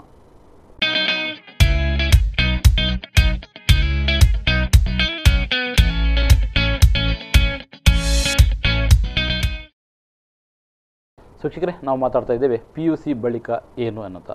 ಸೊ ನಾನು ವಿರಾಮಕ್ಕೆ ಮೊದಲು ಗೋಪಾಲಕೃಷ್ಣ ಭಟ್ ಅವ್ರ ಹತ್ರ ಕೇಳ್ತಾ ಇದ್ದೆ, ಸರ್ CA ಮಾಡಿದ ಬಳಿಕ ಏನು ಅನ್ನೋಂಥದ್ದು. ಕರೆಕ್ಟ್. CA ಚಾರ್ಟರ್ಡ್ ಅಕೌಂಟೆನ್ಸಿ ಆದ ತಕ್ಷಣ ಸುಮಾರಷ್ಟು ಅವಕಾಶಗಳು ಓಪನ್ ಆಗುತ್ತೆ. ತುಂಬ ಇದೆ ಹೇಳೋಕ್ಕೆ. ಭಾಳ ಸಂಕ್ಷಿಪ್ತವಾಗಿ ಹೇಳೋದಾದರೆ ನನ್ನ ಪ್ರಕಾರ 2 ಆಪ್ಷನ್ಸ್ ಓಪನ್ ಆಗುತ್ತೆ. ಒಬ್ಬ ವಿದ್ಯಾರ್ಥಿ CA ಕಂಪ್ಲೀಟ್ ಆದ ತಕ್ಷಣವೇ ಅವನು ಕ್ಯಾಂಪಸ್ ರಿಕ್ರೂಟ್ಮೆಂಟ್ ಥ್ರೂ ICAI, ನಾವು CA ಕೊಡುವಂಥದ್ದು ಗೌರ್ಮೆಂಟ್ ಆಫ್ ಇಂಡಿಯಾದ ಒಂದು body, that is called ICAI, institute of chartered accountants of India ಅಂತ. ಅವರು ಕ್ಯಾಂಪಸ್ ರಿಕ್ರೂಟ್ಮೆಂಟನ್ನು ಕಂಡಕ್ಟ್ ಮಾಡ್ತಾರೆ. ಅಥವಾ ಬೇರೆ ಬೇರೆ ವೆಬ್ಸೈಟ್ಗಳಿದೆ, ಜಾಬ್ ವೆಬ್ಸೈಟ್ಗಳಿದೆ, ಅದರ ಮೂಲಕ ಅವನು ಕಂಪನಿಗಳಿಗೆ ಎಂಟ್ರಿ ಹೊಡಿಬೋದು. ಇದು ಒಂದು. ಸೊ ಈ can enter into any company, corporate ಅಥವಾ ಅದಕ್ಕೆ ಹೋಗ್ಬೋದು. ಎರಡನೇದು ಬೇಡ ಅಂದರೆ, ಬೇರೆ ಕೆಳಗೆ ಹೋಗೋದಿಲ್ಲ, ಕಂಪ್ನಿ ವರ್ಕ್ ಮಾಡೋದಿಲ್ಲ ಅಂದರೆ, ಹೇಗೆ ಒಬ್ಬ ಡಾಕ್ಟರ್ ಕ್ಲಿನಿಕ್ ಹಾಕ್ಬೋದು, ಲಾಯರ್ ಒಂದು ಆಫೀಸ್ ಹಾಕ್ಕೊಳ್ಬೋದು, ಅದೇ ರೀತಿ ಚಾರ್ಟರ್ಡ್ ಅಕೌಂಟೆಂಟ್ಸ್ ಅಂತ ಆಫೀಸ್ ಹಾಕ್ಕೊಂಡು ಸರ್ವ್ ಮಾಡ್ಬೋದು, ಕ್ಲೈಂಟನ್ನು ಸರ್ವ್ ಮಾಡ್ಬೋದು. ಎಕ್ಸಾಂಪಲ್ ಬ್ಯಾಂಕ್ಗಳಿದೆ, ಅಲ್ಲಿ audit compulsory. Or say about ಹೋಟೆಲ್ಸ್ಗಳಿದೆ, ಎಜುಕೇಷನ್ ಇನ್ಸ್ಟಿಟ್ಯೂಟ್ಸ್ಗಳಿದೆ, ಇಂಡಸ್ಟ್ರೀಸ್ಗಳಿದೆ, ಎಲ್ಲ ಕಡೆ ಚಾರ್ಟರ್ಡ್ ಅಕೌಂಟೆಂಟ್ಗಳು ಬೇಕು. ಇಲ್ಲಿ ಬೇಡ ಅಂತ ಹೇಳಿ, ಎಲ್ಲ ಕಡೆ ಬೇಕು ಇವತ್ತು ಎಲ್ಲ ಫೀಲ್ಡಲ್ಲೂ. ಐ ಥಿಂಕ್ ಈ ಸಂಸ್ಥೆ ಆರಂಭ ಮಾಡಿದ್ರೆ ಅದನ್ನು ಫೈನಲ್ ಇದು ನಿಮ್ಮ ಇವತ್ತು ಈ ಸಂಸ್ಥೆಗೂ V4 ಮೀಡಿಯಾಕ್ಕೂ ಒಬ್ಬ ಎಲ್ಲ ಫೈನಲ್ ನೋಡೋಕೆ ಒಬ್ಬರು ಆಡಿಟರ್ ಇದ್ದಾರೆ. ಹಾಗೆ ಎಲ್ಲ ಸಂಸ್ಥೆಗಳದು, ಅದು ಕನ್ಸ್ಟ್ರಕ್ಷನ್ ಫೀಲ್ಡ್ ಇರ್ಬೋದು, ಅದು ಟೆಕ್ನಾಲಜಿ ಫೀಲ್ಡ್ ಇರ್ಬೋದು, ಸರ್ವಿಸ್ ಓರಿಯೆಂಟೆಡ್ ಇರ್ಬೋದು, ಎಲ್ಲದಕ್ಕೂ ಒಬ್ಬರು ಚಾರ್ಡ್ ಅಕೌಂಟೆಂಟ್ ಇದ್ದಾರೆ. So that is what important. ಇದಲ್ಲದೆ ಬೇರೆ ಬೇರೆ ಮಾಡ್ಬೋದು. ಈಗ ಎಕ್ಸಾಂಪಲ್ ಇದಲ್ಲದೆ ಅವನು ಟ್ರೈನಿಂಗ್ ಅನ್ನೋ ಒಂದು ಫೀಲ್ಡ್ ಆಗಿ ತಗೊಳ್ಬೋದು, ಟೀಚಿಂಗ್ ಅನ್ನೋ ಫೀಲ್ಡ್ ಆಗಿ ತಗೊಳ್ಬೋದು. ಸೊ ಲೈಕ್ ದಟ್ ಅವಕಾಶಗಳು ಎಲ್ಲದರಲ್ಲೂ ಮಾಡ್ಬೋದು, ಎಲ್ಲದರಲ್ಲೂ ಮಾಡ್ಬೋದು. ಎಷ್ಟೋ ಜನ ಇದೆಲ್ಲ ಕಲ್ತ್ಕೊಂಡು ಟ್ರೈನಿಂಗ್ ವಿಷಯದಲ್ಲಿ ಹೇಳೋದಾದ್ರೆ ನಿಮ್ಮನ್ನೇ ನಾವು ಉದಾಹರಣೆಯಾಗಿ ತೆಗೆದುಕೊಳ್ಳಬಹುದು. ಹೌದು, ಮಾಡಬಹುದು. ಹೌದು, ಇದಲ್ಲದೆ ಎಷ್ಟೋ ಜನ ಎಂಟರ್ಪ್ರಿನರ್ಸ್ ಈ ಬಿಸ್ನೆಸ್ ಐಡಿಯಾನು ಈಗ ಎಲ್ಲ ಗೊತ್ತಾದ ನಂತರ ಬಿಸ್ನೆಸ್ ಅನ್ನು ಮಾಡಕ್ ಹೋಗ್ತಾರೆ. So like multiple options are open. Business ತಾವು ಮಾಡ್ಬೋದು, ಬಿಸ್ನೆಸ್ ಮಾಡೋರು ಹೇಗೆ ಅಂತ ಹೇಳಿಕೊಡ್ಬೋದು, ನಿಮ್ಗೆಲ್ಲವೂ ಗೊತ್ತಿರ್ತದೆ. ಹೌದು ಹೌದು, ಓಕೆ ಸರ್. ಅದರ ಜೊತೆ ನಾವು ಒಂದು ನನಗೆ ಅಂದರೆ ಈ CA ಮಾಡ್ತಾ ಇರ್ತೇನೆ, ಅದರ ಜೊತೆಯಲ್ಲಿ ಒಂದು ಸೇಫ್ಟಿಗೆ ಇರಲಿ ಅಂತ ನಾನು ಕಾಮರ್ಸ್ BCom ಕೂಡ ಮಾಡ್ಲಿಕ್ಕೆ ಹೋಗಂತ, ಇದು ಸಾಧ್ಯನಾ ಅಂತ? BCom ಮತ್ತೆ CA ಮಾಡೋಕ್ಕಾಗತ್ತ ಅಂತ ನನ್ನ ಪ್ರಕಾರ. CAನೇ ಮಾಡಬೇಕು ಅಂತ ಕೆಲವು ವಿದ್ಯಾರ್ಥಿಗಳು ಇರ್ತಾರೆ. ಅವರು BCom ತಗೊಳ್ಬೇಕೋ ಬಾರದು ಅಂತ ಒಂದು ಗೊಂದಲ. ಇದು ಬಹಳ ತುಂಬಾ ಕನ್ಫ್ಯೂಷನ್. ಇದು ಇವತ್ತಿನ ಪ್ರೋಗ್ರಾಮ್ ಅಲ್ಲಿ ನಾನೆಲ್ಲ ವೀಕ್ಷಕರಿಗೆ ಏನು ಹೇಳೋದು ಅಂದ್ರೆ, ಈ ಕನ್ಫ್ಯೂಷನ್ ಬಹಳ ಬೇಗ ನೀವು ಕ್ಲಿಯರ್ ಮಾಡ್ಕೊಳ್ಬೇಕು. ಒಂದಿಷ್ಟು ಜನ ಎಕ್ಸ್ಪರ್ಟ್ಸ್ ಹತ್ರ ಕೇಳಿ ಹೇಗೆ ಮಾಡ್ಬೋದು ಅಂದ್ರೆ, ಒಂದು 10 ಜನ 10 ಐಡಿಯಾ ಕೊಡ್ಬೋದು. ಫೈನಲಿ ಯಾವುದು ಕರೆಕ್ಟ್ ಅಂತ ನೀವೇ ಡಿಸೈಡ್ ಮಾಡಬೇಕು. ಅದು ನನ್ನ ಕೆಲವು ಸಜೆಷನ್ಸ್ ಇದೆ. CA ಮತ್ತೆ BCom ಅನ್ನು ಒಟ್ಟಿಗೆ ಮಾಡೋಕ್ಕಾಗತ್ತೆ, ಅದಕ್ಕೇನು ಪ್ರಾಬ್ಲಮ್ ಇಲ್ಲ. ಹೇಗೆ ಮಾಡಬೇಕು ಅನ್ನೋದು ಕಲಿಬೇಕು, ತಿಳ್ಕೊಳ್ಬೇಕು. ಸೊ ಲೆವೆಲ್ 1 ಲೆವೆಲ್ 2 ಹೀಗೆ ಆರ್ಟಿಕಲ್ಶಿಪ್ ಹೋಗು ಈ ಎಲ್ಲದನ್ನು ತಲೆಯಲ್ಲಿ ಇಟ್ಕೊಂಡು ಒಬ್ಬ ವಿದ್ಯಾರ್ಥಿ BCom ಅನ್ನು ಒಟ್ಟಿಗೆ ಮಾಡ್ಬೋದು. ಈಗ ಕೆಲವು ಇಂಟಗ್ರೇಟೆಡ್ ಬ್ಯಾಚಸ್ ಅಂತೆಲ್ಲ ಇದೆ, ಅದರಲ್ಲಿ ಅವ್ರು ಹೇಗೆ ಬ್ಲೆಂಡ್ ಮಾಡ್ತಾರೆ ಅಂದರೆ ಎರಡೂ ತೊಂದರೆ ಇಲ್ಲದಾಗೆ ಮಾಡೋಕ್ಕಾಗತ್ತೆ. It is not a very difficult, ಮಾಡೋಕ್ಕಾಗದೇ ಇರೋದೇನಲ್ಲ. BCom ಬೇಕಾ ಅಂತ ನಿಮ್ಮ ಪ್ರಶ್ನೆ ಬೇಸಿಕಲಿ. CA ಮಾಡೋಕ್ಕೆ BCom ಬೇಡ, ನಾಟ್ ಎ ಮ್ಯಾಂಡೇಟ್ರಿ.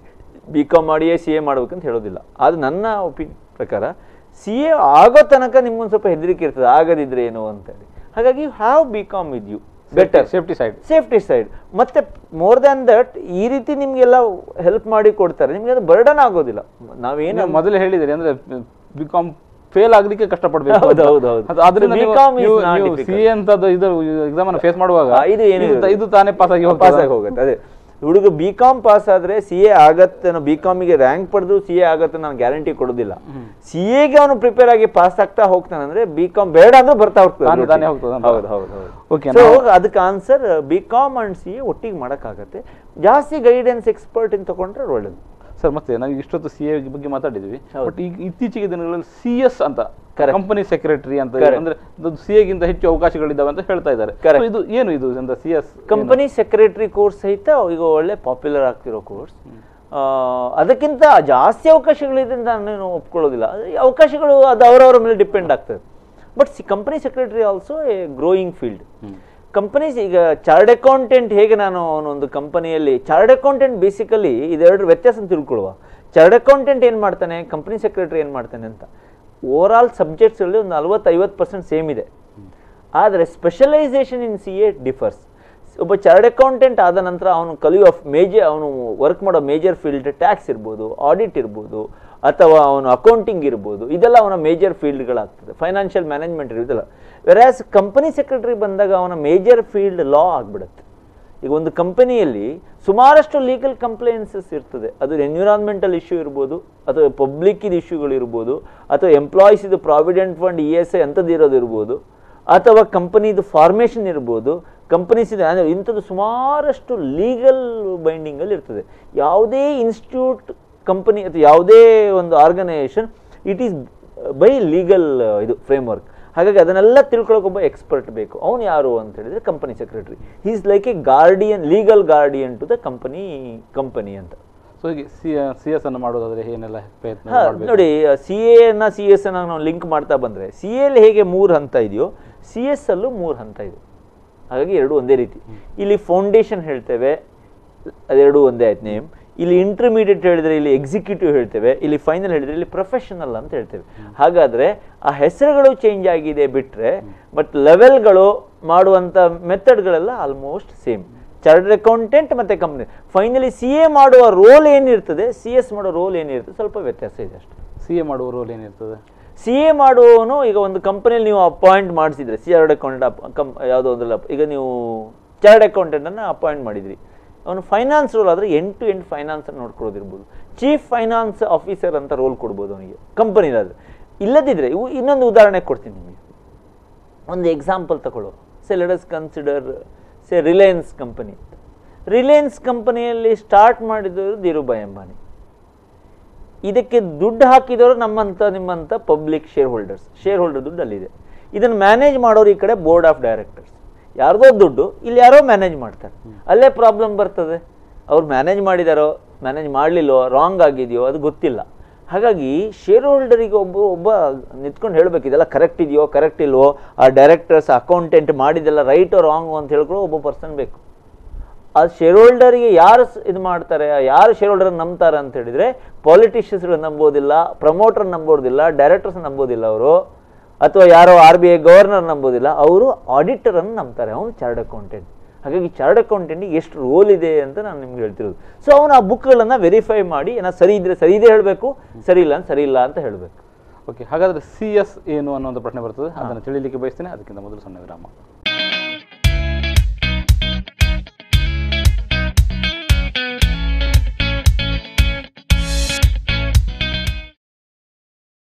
ಸೊ ವೀಕ್ಷಕರೇ, ನಾವು ಮಾತಾಡ್ತಿದ್ದೇವೆ PUC ಬಳಿಕ ಏನು ಅಂತದ್ದು. ನಾವೀಗ PUC ದಾಟಿ ಬಹಳ ಮುಂದೆ ಬಂದುಬಿಟ್ಟಿದ್ದೇವೆ ಅಂತ ಅನಿಸ್ತದೆ.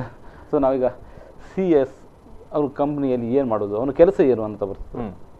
ನಾನು ಹೇಳ್ತಿದ್ದೆ, ಕಂಪನಿ ಸೆಕ್ರೆಟರಿದು ಮೇಜರ್ ವರ್ಕ್ ಏನಿರ್ತದೆ ಅಂದರೆ ಅವನೆಲ್ಲ ಲೀಗಲ್ ಕಂಪ್ಲೇಂಟ್ಸನ್ನು ಸರಿ ಮಾಡುವುದು. ಅದು ಮೀಟಿಂಗ್ ಇದಿರ್ಬೋದು, ಅಂದರೆ ಅವನು ಎಲ್ಲ ಲಾ ಆಸ್ಪೆಕ್ಟ್ ಅಂತ ತಿಳ್ಕೊಂಡಿರ್ಬೇಕು. ಹಾಗಾಗಿ ನಿಮ್ಮ ಕಂಪನಿ ಸೆಕ್ರೆಟರಿಯಲ್ಲಿ ಕೋರ್ಸಲ್ಲಿ 60% ಸಬ್ಜೆಕ್ಟ್ಗಳು ಲಾ ರಿಲೇಟೆಡ್. ಅವನು ಒಂದು ಹಂತದಲ್ಲಿ ಅಂದರೆ ವಕೀಲರ ಹಾಗೆಯೇ ಕೆಲಸ ಮಾಡುವಂಥದ್ದು ಅವನಿಗೆ. ಬಟ್ ಆ ಕಂಪನಿ ಎಲ್ಲ ವಿಷಯಗಳನ್ನು ತಿಳ್ಕೊಳ್ಬೇಕು. He is A lawyer but specialist in corporate loss. ಹಾಗೆ ಕಂಪನಿ ಇದೆಲ್ಲ ಲಾಗಳನ್ನು ತಿಳ್ಕೊಂಡಿರ್ಬೇಕು. ಅಕೌಂಟ್ ವಿಷಯಗಳು ನನಗೆ ಗೊತ್ತಿರ್ತವೆ, ಅದರ ಜೊತೆಯಲ್ಲಿ ಲಾಯರ್ ಕೂಡ. ಅದಕ್ಕಾಗಿ ಅವನು ನೀವು ಹೇಳ್ತಾ ಅದು ಒಳ್ಳೆ ಪಾಯಿಂಟ್ ಹೇಳಿದ್ವಿ. ಅವನ ಸ್ಪೆಷಲೈಸೇಷನ್ ಚೇಂಜ್ ಆಗ್ತದೆ. ಅವನು ಇದೆಲ್ಲ ತಿಳ್ಕೊಂಡಿರ್ಬೇಕು. ಸೊ ಕಂಪನಿಯಲ್ಲಿ ಬೇರೆ ಬೇರೆ ಆಸ್ಪೆಕ್ಟ್ಗಳಿರ್ತದೆ. ಲೀಗಲ್ ಅಗ್ರಿಮೆಂಟ್ಗಳನ್ನು ಡ್ರಾಫ್ಟ್ ಮಾಡೋದಿರ್ಬೋದು, ಅದನ್ನು ಇಂಟರ್ಪ್ರಿಟೇಷನ್ಸ್ ಮಾಡೋದಿರ್ಬೋದು, ಮೆಮೊರಾಂಡಮ್ ಅಸೋಸಿಯೇಷನ್, ಆರ್ಟಿಕಲ್ಸ್ ಅಸೋಸಿಯೇಷನ್, ಹೀಗೆ ನೂರಾರು ಕೆಲಸಗಳಿರ್ತದೆ ಕಂಪನಿಲಿ. ಅದನ್ನು ಲಾಸ್ಟಿಗೆ ಕಂಪನಿ ಸೆಕ್ರೆಟರಿ ಅವನು ಡೈರೆಕ್ಟ್ಲಿ ಯೂಶ್ವಲಿ ಮ್ಯಾನೇಜ್ಮೆಂಟಿಗೆ ರಿಪೋರ್ಟ್ ಮಾಡ್ತಾನೆ, ಬೋರ್ಡ್ ಆಫ್ ಡೈರೆಕ್ಟರ್ಸ್ ಅವರಿಗೇ ರಿಪೋರ್ಟ್ ಮಾಡ್ತಾನೆ. ಸೊ ಇಲ್ಲಿ ನಾವು ಮತ್ತೆ ಮುಂದೆ ಹೋಗೋದಾದ್ರೆ, ಇಲ್ಲಿ ಇತ್ತೀಚೆಗೆ GST ವಿಷಯ ಬಹಳ ಚರ್ಚೆಗೆ ಬರ್ತಾ ಇದೆ. ಸೊ ಇವತ್ತಿನ GST ಗೆ ಸಂಬಂಧಪಟ್ಟ ಕೋರ್ಸ್ಗಳು ಏನಾದ್ರು ಇದು ತಿಳ್ಕೊಳ್ಳಿಕ್ಕಿದೆ ಅಥವಾ GST ಹೇಗೆ ಇದೆ ಅಂತ? ಇವತ್ತು ಎಲ್ಲ ನಮ್ಮ ದೇಶದಲ್ಲಿ ಅದು ಗೊತ್ತಿರೋ ಹಾಗೆ 1st July 2017 GST also applicable. So entire ನೇಷನ್ನಲ್ಲಿ ಏನು ಇದರ ಸಾರಾಂಶ ಭಾಳ ಸಂಕ್ಷಿಪ್ತವಾಗಿ ಹೇಳೋದಾದರೆ, ನಮ್ಮ ಹತ್ರ ಸುಮಾರು ಟ್ಯಾಕ್ಸ್ ಲಾಸ್ಗಳಿದೆ, ಎಸ್ಪೆಷಲಿ ಇಂಡೈರೆಕ್ಟ್ ಟ್ಯಾಕ್ಸ್. ಅಷ್ಟೆಲ್ಲದನ್ನು ನಾವು ನೆನ್ಪಿಟ್ಕೊಳ್ಳೋಕೆ ಕಷ್ಟ ಆಗುತ್ತೆ. ಅದನ್ನು ಸಮ್ಮರೈಸ್ ಮಾಡಿ ಒಂದೇ ಮಾಡೋಕ್ಕಾಗತ್ತಾ ಅಂತ ಇದರದ್ದು theme, one tax one nation one tax ಅಂತ. ಇದರ ಮೇನ್ ತಾತ್ಪರ್ಯ ಏನು ಅಂದರೆ, ಗೂಡ್ಸ್ ಆ್ಯಂಡ್ ಸರ್ವಿಸ್ ಟ್ಯಾಕ್ಸ್ ತಾತ್ಪರ್ಯ ಏನು ಅಂದರೆ, ಎಲ್ಲ ಮಲ್ಟಿಪಲ್ ಲಾಸನ್ನು ಸಿಂಪ್ಲಿಫೈ ಮಾಡಿ ಒಂದು ಲಾನ ನಾವು ಕೊಟ್ಟರೆ ಪಬ್ಲಿಕ್ಕಿಗೆ ಹೇಳಿದರೆ ಇದು ಹೀಗೀಗೆ ಆಗತ್ತೆ, ಇದು ಇನ್ಪುಟ್ ಟ್ಯಾಕ್ಸ್ ಸಿಗುತ್ತೆ, ಇದು ಕ್ರೆಡಿಟ್ ಸಿಗುತ್ತೆ, ಇಷ್ಟು ಪರ್ಸೆಂಟೇಜಲ್ಲಿ ನೀನು ಎಕ್ಸ್ಟ್ರಾ ಟ್ಯಾಕ್ಸ್ ಕಟ್ಟಬೇಕಾಗತ್ತೆ ಅಂತ ಒಂದು ಫ್ರೇಮ್ವರ್ಕ್ ಕೊಟ್ಟು ಸಿಂಪ್ಲಿಫೈ ಮಾಡೋಕ್ಕಾಗತ್ತಾ ಅನ್ನೋದೊಂದು. ಇದು one of the most fiscal innovation of the century ಅಂತಲೂ ತುಂಬ ಎಕನಾಮಿಸ್ಟ್ಗಳು ಹೇಳ್ತಾರೆ. ತುಂಬ ಅಡ್ವಾಂಟೇಜಸ್ಸು ಇದೆ. ಸೊ GST ಇವತ್ತು ನಮ್ಮ ಒಬ್ಬ ಮನುಷ್ಯನಿಗೆ ಹೊರೆ ಬಂತ ಬಿದ್ರೂ, ಬಟ್ ಮುಂದೆ ಹೋಗ್ತಾ ಅದು ಐ ಥಿಂಕ್ ಅದಕ್ಕೆ ಹೊಂದಿಕೊಳ್ತಾನೆ, ಸೆಟ್ ಆಗ್ತದೆ. ಇದು ನಮಗೆ ಈಗ ಎಲ್ಲ ಯೂನಿವರ್ಸಿಟಿಯಲ್ಲಿ ಅದು compulsory paper. I think Mangaluru ಯೂನಿವರ್ಸಿಟಿಯಲ್ಲೂ ಇಂಟ್ರೊಡ್ಯೂಸ್ ಮಾಡಿದ್ದಾರೆ ಅದನ್ನು. ಬೇರೆ ಎಲ್ಲ ಯೂನಿವರ್ಸಿಟೀಸಲ್ಲಿ ಅದು ಕಂಪಲ್ಸರಿ ಪೇಪರ್ ಆಗಿಬಿಟ್ಟಿದೆ. Not only that, even CA, CS, CMA ಎಲ್ಲದರಲ್ಲೂ GST ಅನ್ನೋದು ಒಂದು ಪೇಪರ್. ಯಾಕಂದರೆ ಅದು ಕಲೀಲೇಬೇಕು. ಈಗ ಚಾರ್ಟ್ ಅಕೌಂಟೆಂಟ್ಗಳು ಅದನ್ನು ಕಲಿಬೇಕು. ಬರೀ ಅದು ಮೊದಲಿದ್ದದ್ದಲ್ಲ. So it is not something, it was there and continued. So ಎಲ್ಲರೂ ಕಲಿಬೇಕು ಅದನ್ನು. ಸ್ಟೂಡೆಂಟ್ ಹೇಗೆ ಕಲಿತಾನೋ ಹಾಗೆ ನಾವೇನು ತಿಳ್ಕೊಳ್ತೀವಿ ಅಂದರೆ, ಚಾರ್ಟ್ ಅಕೌಂಟೆಂಟ್ ಹತ್ರ ಮುಗ್ದೋಯ್ತು ಅಂತಿಲ್ಲ. ಇವನ್ ಚಾರ್ಟ್ ಅಕೌಂಟೆಂಟು ಡೈಲಿ ಸ್ಟಡಿ ಮಾಡಬೇಕು. ಹೊಸ ವಿಷಯಗಳು ಬರ್ತಾ ಇರ್ತದೆ. ಕಾನೂನು ಹೇಗೆ ಬದಲಾಗ್ತದೆ ಅಂತ ತಿಳ್ಕೊಳ್ತಾರೆ. ಹಾಗಾಗಿ ನಾನು ಯಾವಾಗಲೂ ಹೇಳೋದುಂಟು, every one is a student at the end ಅಂತ. Whether in the student life or later stage, you have to learn new things. Sir, yes, I think GST is very relevant and everyone should learn it. So ಇದಕ್ಕೆ ಬೇಕಾದ ಪ್ರತ್ಯೇಕ course ಅಂತ ಇದನ್ನೇ ಮಾತ್ರ ಇದಂದ್ರೆ ಕೋರ್ಸ್ಗಳಿದೆ, GST ಬಗ್ಗೆನೇ ಮಾಡುವಂಥ ಕೋರ್ಸ್ಗಳಿದೆ. ಆದರೆ ಈಗೆಲ್ಲ ಅದು ಸಿಲೆಬಸ್ಗಳಲ್ಲೇ ಅಡಾಪ್ಟ್ ಆಗಿಬಿಟ್ಟಿದೆ. ಓಕೆ, ನಾವಿನ್ನು ಬರೋದಾದರೆ ಕಾಮರ್ಸ್ಗಳ ವಿಷಯದಲ್ಲಿ ಅಥವಾ ಇವತ್ತು ವಾಣಿಜ್ಯ ವ್ಯವಹಾರಗಳ ವಿಷಯದಲ್ಲಿ ಬಂದರೆ ನೀವು ಕಲಿಯುವ ಸಂದರ್ಭದಲ್ಲಿ ಹೇಗಿತ್ತು ಮತ್ತು ಇವತ್ತಿನ ಅಂದರೆ ಈಗ ಬದಲಾದ ಸ್ಥಿತಿಯಲ್ಲಿ ಹೇಗಿದೆ ಅಂತ ಒಂದು ಕಂಪ್ಯಾರಿಸನ್. ಕರೆಕ್ಟ್. ನನ್ನ ಪ್ರಕಾರ ವಾಟ್ ನಾನು ಕಲ್ತದ್ದು, ನಾನು ಒಂದು ಉದಾಹರಣೆ ಹೇಳ್ತೀನಿ. ನಾನು ಇನ್ಶೂರೆನ್ಸ್ ಅನ್ನೋ ಒಂದು ಚಾಪ್ಟರ್ ಸೆಕೆಂಡ್ PUCಲಿ ಕಲ್ತಿದ್ದೆ. ಅದೊಂದು 5 ಪೇಜಸ್ ಇತ್ತು. BCom ಅಲ್ಲಿ ಬಂದಾಗ ಒಂದು 15ರಿಂದ 20, BBA ಅಲ್ಲಿ BBM ಬಂದಾಗ 20 ಪೇಜಸ್ ಆಗಿತ್ತು. ಅದು 15. ಅದೇ ನಾನು MBA ಮಾಡಬೇಕಾದ್ರೆ, ನಾನು MBAನೂ ಮಾಡಿದ್ದೀನಿ, CAನೋ ICWನೂ ಮಾಡಿದ್ದೀನಿ. ಈ MBA ಕೋರ್ಸನ್ನು ಮಾಡಬೇಕಾದ್ರೆ ಅದೊಂದು ಸಬ್ಜೆಕ್ಟ್ ಆಗಿಬಿಟ್ಟು ಅದೇ ಕೋರ್ಸ್ ಹೊರಗಡೆ ಎಲ್ಲ ಮುಗಿದು ನೋಡಿದಾಗ ಎಷ್ಟು ಆಪರ್ಚುನಿಟಿ ಇದೆ ಅಂತ ಅನಿಸ್ತು. ಅಂದರೆ over the years it is grown very extensively. ಇವತ್ತಿನ ಕಾಮರ್ಸ್ ಇನ್ನೂ ಭಾಳ ಫಾಸ್ಟ್ ಎಕ್ಸ್ಟೆನ್ಸಿವ್. ಪ್ರಾಬಬ್ಲಿ ನನ್ನ ಅಂದಾಜಿನ ಪ್ರಕಾರ ಈಗ ವಾಟ್ ಪ್ರಾಬಬ್ಲಿ ಒಂದು 50 ವರ್ಷದಲ್ಲಿ ಆಗಿರೋ ಅಚೀವ್ಮೆಂಟ್ಗಳು 10 ವರ್ಷದಲ್ಲೇ ಆಗೋಗಿದೆ ಅಂತ ಆಗೋಗಿದೆ. ಅಷ್ಟು ಫಾಸ್ಟ್ ಹೋಗ್ತಾ ಇದೆ. ವಾಟ್ ಪ್ರಾಬಬ್ಲಿ 100 ವರ್ಷದಲ್ಲಿ ಆಗುವಂಥದ್ದು ಇನ್ನೊಂದು 3-4 ವರ್ಷದಲ್ಲಿ ಆಗತ್ತೆ ಅಂತ. ಅಂದರೆ ಟೆಕ್ನಾಲಜಿ ಫಾಸ್ಟ್ ಆಗಿ ಹೋಗ್ತಾ ಇದೆ. ಫಾಸ್ಟ್ ಹೋಗೋಕ್ಕೆ ಎಕ್ಸಿಲರೇಷನ್ಗೆ ಕಾರಣ ಏನು ಅಂದರೆ ಟೆಕ್ನಾಲಜಿ. ಇವತ್ತು ನೀವು ಬಿಸ್ನೆಸ್ ಮಾಡಬೇಕಾದ್ರೆ ಬರೀ ನಿಮ್ಮ ಕಸ್ಟಮರ್ ಉಡುಪಿ, ಮಂಗಳೂರು, ಬೆಂಗಳೂರು ಎಲ್ಲಿ ಆಲ್ ಓವರ್ ದ ವರ್ಲ್ಡಲ್ಲಿ ಗ್ಲೋಬಲ್ ನೀವು ಬಿಸ್ನೆಸ್ ಕಸ್ಟಮರ್ಸ್ ಇದ್ದಾರೆ. ನಿಮಗೆ ಆಲ್ ಓವರ್ ದ ವರ್ಲ್ಡಿಂದ ಗೂಡ್ಸನ್ನು ಸಪ್ಲೈ ಮಾಡ್ಕೊಳ್ಬೋದು, ಗೂಡ್ಸನ್ನು ಡಿಸ್ಟ್ರಿಬ್ಯೂಟ್ ಮಾಡ್ಬೋದು. Supply and distributed not restricted to a small place. ಹಾಗಾಗಿ technology is making a bigger impact. ಹಾಗಾಗಿ ನಾನು ಎಲ್ಲರಿಗೂ ಇಲ್ಲಿ ವೀಕ್ಷಕರಿಗೆ ಏನು ಹೇಳೋದು ಅಂದರೆ ಅಷ್ಟು ಅವಕಾಶಗಳಿದೆ. ಅದನ್ನು ಹೇಗೆ ಮಾಡಬೇಕು ಅನ್ನೋದಕ್ಕೆ ಒಳ್ಳೆ ಎಕ್ಸ್ಪರ್ಟ್ ಗೈಡೆನ್ಸ್ ತಗೊಳ್ಬೇಕಾಗತ್ತೆ, ಬಳಸ್ಕೊಳ್ಬೇಕಾದ್ದು ನಮ್ಮ ಕೆಲಸ. ಮತ್ತೆ ನೀವು ಹೇಳಿದ್ರಲ್ಲ ಕಾಮರ್ಸ್ ಆ ಕಲ್ತಿದ್ದಕ್ಕೆ ಸುಮಾರು ವ್ಯತ್ಯಾಸಗಳಿದೆ. ಮತ್ತು ಆ ಕಲ್ತದ್ದು ಕೆಲವೆಲ್ಲ ಈಗ ರೆಲೆವೆಂಟ್ ಇಲ್ಲದೆ ಇರ್ಬೋದು. ಯಾವತ್ತು ನಾವೆಲ್ಲ ಮಕ್ಕಳಿಗೆ ಹೇಳುವಂಥದ್ದು ಅಷ್ಟೇ, ನೀನು ಪ್ರತಿ ಸ್ಟೂಡೆಂಟ್ ಆಗಿ ಕರೆಕ್ಟ್. ನಾನು ಹೇಳಿರೋ ಪಾಯಿಂಟನ್ನು ಇನ್ನೊಂದ್ಸತಿ ರಿಯೇಟ್ರೇಟ್ ಮಾಡ್ತೇನೆ. ನಮಗೆಲ್ಲರಿಗೂ ಪ್ರಶ್ನೆ ಕೇಳ್ಕೊಡೋದು, ನನ್ನನ್ನು ಪ್ರಶ್ನೆ ಕೇಳ್ಕೊಳ್ಳೋದು ಅಂದರೆ how much I am relevant today ಅಂತ. ಇವತ್ತಿನ ದಿವಸಕ್ಕೆ ನಾನು ಎಷ್ಟು ರೆಲೆವೆಂಟ್ ಇದ್ದೀನಿ ಅಂತ. ನಾಳೆ ಮತ್ತೆ ಚೇಂಜ್ ಆಗಿಬಿಡುತ್ತೆ. I have to learn, I have to upgrade myself. ಅದನ್ನು ಎಲ್ಲ ವಿದ್ಯಾರ್ಥಿಗಳು ತಲೆಯಲ್ಲಿ ಇಟ್ಕೊಳ್ಬೇಕು. ನಾನು PUCಲಿ ಕಲ್ತಿದ್ದೇ ಇದಲ್ಲ, ಇಲ್ಲಿ ಎಕ್ಸ್ಟ್ರಾ ಕಲಿಬೇಕು. ನೀನು 5 ವರ್ಷ ಕಲ್ತಾಯ್ತು, ಇನ್ನು ಎಕ್ಸ್ಟ್ರಾ ಕಲಿಬೇಕು. ಸೊ ದಟ್ ಆ ಹಂಗ್ರಿ ಆಫ್ ಲರ್ನಿಂಗ್, ಆ ಥರ್ಸ್ಟ್ ಆಫ್ ಲರ್ನಿಂಗ್, ತ್ರಿಷಾ ಅಂದರೆ ಥರ್ಸ್ಟ್ ಅಂತ, ಅದಕ್ಕೆ ಬಾಯಾರಿಕೆ ಅಂತ ಅದಕ್ಕೆ ಇಟ್ಟಿದ್ದು. ಆ thirst of learning should improve. Okay, ನಾವು ತ್ರಿಷಾ ನಿಮ್ಮ ಸಂಸ್ಥೆ ಬಗ್ಗೆ ಬಾಯಾರಿಕೆ ಅಂತ ಹೇಳ್ತಾ ಇದ್ದೀವಿ. ಹಾಗಾದ್ರೆ ನಿಮ್ಮ ಸಂಸ್ಥೆ ಬಗ್ಗೆ ಒಂದಿಷ್ಟು ತಿಳ್ಕೊಳ್ಬೇಕು ಅಂತ ಅನಿಸ್ತದೆ ನಮಗೆ. ಹೇಗೆ ಸರ್, ಹೇಗೆ ಸ್ಥಾಪನೆ ಮಾಡಿದ್ದು, ಯಾಕೆ ನಿಮಗೆ ಅನಿಸ್ತು ಇದು ನನ್ನ ಸಂಸ್ಥೆಯನ್ನು ಆರಂಭಿಸಬೇಕು ಅಂತ? PUCಯಲ್ಲಿ 9th ಸ್ಟೇಟ್ ರ್ಯಾಂಕ್ ಬಂದು ನಾನು BBM ಮಾಡಿಯೂ ನನಗೆ ಸ್ವಲ್ಪ ಕಷ್ಟ ಇತ್ತು ಮನೆಯಲ್ಲೆಲ್ಲ. ಸೊ ನಾನು ಏನು ಮಾಡಿದೆ ಅಂದರೆ ಏನು ಮಾಡಬೇಕು ಅನ್ನೋದೇ ಒಂದು ಕ್ವಶನ್. ನನ್ನ ಒಳ್ಳೆ ಒಂದು ಟೀಚರ್ ಇತ್ತು ಅಂತ, ನಾನೊಬ್ಬ ಟೀಚರ್ ನನಗೆ ಮೊದಲೇ ಅನಿಸ್ತಿತ್ತು ಒಬ್ಬ ಟೀಚರ್ ಆಗ್ಬೋದು. ಸಣ್ಣ ಕೋಚಿಂಗ್ ಕ್ಲಾಸ್ ಹಾಕಿದೆ. ಒಂದು 5 ಸ್ಟೂಡೆಂಟ್ಸ್ ಫಸ್ಟ್ ಬಂದರು. ಒಂದು ತಿಂಗಳು 100 ಸ್ಟೂಡೆಂಟ್ಸನ್ನು ಮಾಡಿದೆ. ಒಂದು 100 ಸ್ಟೂಡೆಂಟ್ಸ್ ಬಂದಾಗ ನನಗೆ ಒಳ್ಳೆ ಸುಮಾರು ಬ್ಯಾಚ್ಗಳೆಲ್ಲ ಆಯಿತು. ನನಗೆ ಆಗ್ತಾ ನಮ್ಮ ಸಂಸ್ಥೆ ಬೆಳೀತಾ ಹೋಯಿತು. ಮಧ್ಯೆ ಮಧ್ಯೆ ಬೇರೆ ಬೇರೆ ಅವಕಾಶಗಳು ಬಂತು. ಆದರೆ ನನ್ನ ತ್ರಿಷಾ ಸಂಸ್ಥೆ ಅದಕ್ಕಿಂತ ಚೆನ್ನಾಗಿದೆ ಅಂತ ನನಗೆ ಕಂಪೇರ್ ಮಾಡಿದಾಗ ನನ್ನದೇ ಸಂಸ್ಥೆ ಚೆನ್ನಾಗಿದೆ ಅಂತೇಳಿ ಬೆಳೀತಾ ಹೋಯಿತು. PUC, BCom, we also teach for MBA entrance. ಹಾಗಾಗಿ CA ಕೋಚಿಂಗನ್ನು 2002ರಲ್ಲಿ ಸ್ಟಾರ್ಟ್ ಮಾಡಿದ್ವಿ. ಫಸ್ಟ್ ಬ್ಯಾಚಲ್ಲೇ ಒಂದು ರ್ಯಾಂಕ್ ಬಂತು, ನೆಕ್ಸ್ಟ್ ಬ್ಯಾಚಲ್ಲಿ ರ್ಯಾಂಕ್ ಬಂತು, ಆಲ್ ಇಂಡಿಯಾ ಲೆವೆಲ್ ಹೆಸರು ಮಾಡಿದ್ವಿ ನಾವು. So what we do, ಒಂದೇನಂದರೆ ಏನೇ ಮಾಡಿದ್ರು, ವೆದರ್ 1 ಸ್ಟೂಡೆಂಟ್ ಇರಲಿ 100 ಸ್ಟೂಡೆಂಟ್ ಇರಲಿ, we provide utmost high quality education. So ಅದರಿಂದ I think we are done very well, excelled well. I think ಮ್ಯಾಂಗ್ಳೂರಲ್ಲಿ 2010ನಲ್ಲಿ ಸ್ಟಾರ್ಟ್ ಮಾಡಿದ್ವಿ. ಐ ಥಿಂಕ್ 2006ಅಲ್ಲಿ ಸ್ಟಾರ್ಟ್ ಮಾಡಿದ್ವಿ. I think 10 years, more than 10, 11, 12 years ಆಯಿತು. We also have a presence in Bangalore. We are growing extensively well by the grace of God and students a lot of belief in us. ಮತ್ತು ನಾವು ಅದಕ್ಕೆ ಬೇಕಾದ ಮೆಟೀರಿಯಲ್ಸನ್ನು ನಾವು provide ಮಾಡ್ತೇವೆ. ಮತ್ತು ಸರಳ ಭಾಷೆಯಲ್ಲಿ ಹೇಳಿಕೊಡ್ತೇವೆ. ಮಕ್ಕಳಿಗೆ ಏನು ಆಗುವಂಥ ಭಾಷೆಯಲ್ಲಿ ಹೇಳಿಕೊಡ್ತೇವೆ. ಭಾಳ ಕಾಂಪ್ಲಿಕೇಟ್ ಆಗೋದು. CA ಬುಕ್ ನೋಡಿ ಮಕ್ಕಳು ಹೆದರ್ತಾರೆ. But as they understand it becomes easy.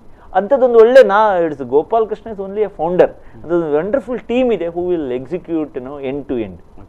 Sir, okay sir, ನಿಮ್ಮ PUC ಬಳಿಕ ಏನು ಅನ್ನೋದ್ರಲ್ಲೂ ಮತ್ತು CA CS ಈ ವಿಷಯದಲ್ಲಿ ಸಾಕಷ್ಟು ಮಾಹಿತಿಯನ್ನು ಕೊಟ್ಟಿದ್ದೀರಿ. ಹಾಗೆ ನಿಮ್ಮ ಸಂಸ್ಥೆ ಬಗ್ಗೆ ಒಂದಿಷ್ಟು ಹೇಳಿಕೊಂಡಿದ್ದೀರಿ. ಸೊ ಮುಂದೆ IKF ವಿದ್ಯಾರ್ಥಿಗಳಿಗೆ ಮತ್ತು ಪೋಷಕರಿಗೆ ಬಿಟ್ಟದ್ದು. ಸೊ ಇವತ್ತಿನ ಕಾರ್ಯಕ್ರಮದಲ್ಲಿ ಬಂದು ನಮಗೆ ಸಾಕಷ್ಟು ಮಾಹಿತಿ ನೀಡಿದ ಗೋಪಾಲಕೃಷ್ಣನಿಗೆ ಧನ್ಯವಾದ ಅರ್ಪಿಸ್ತಿದ್ದೇನೆ.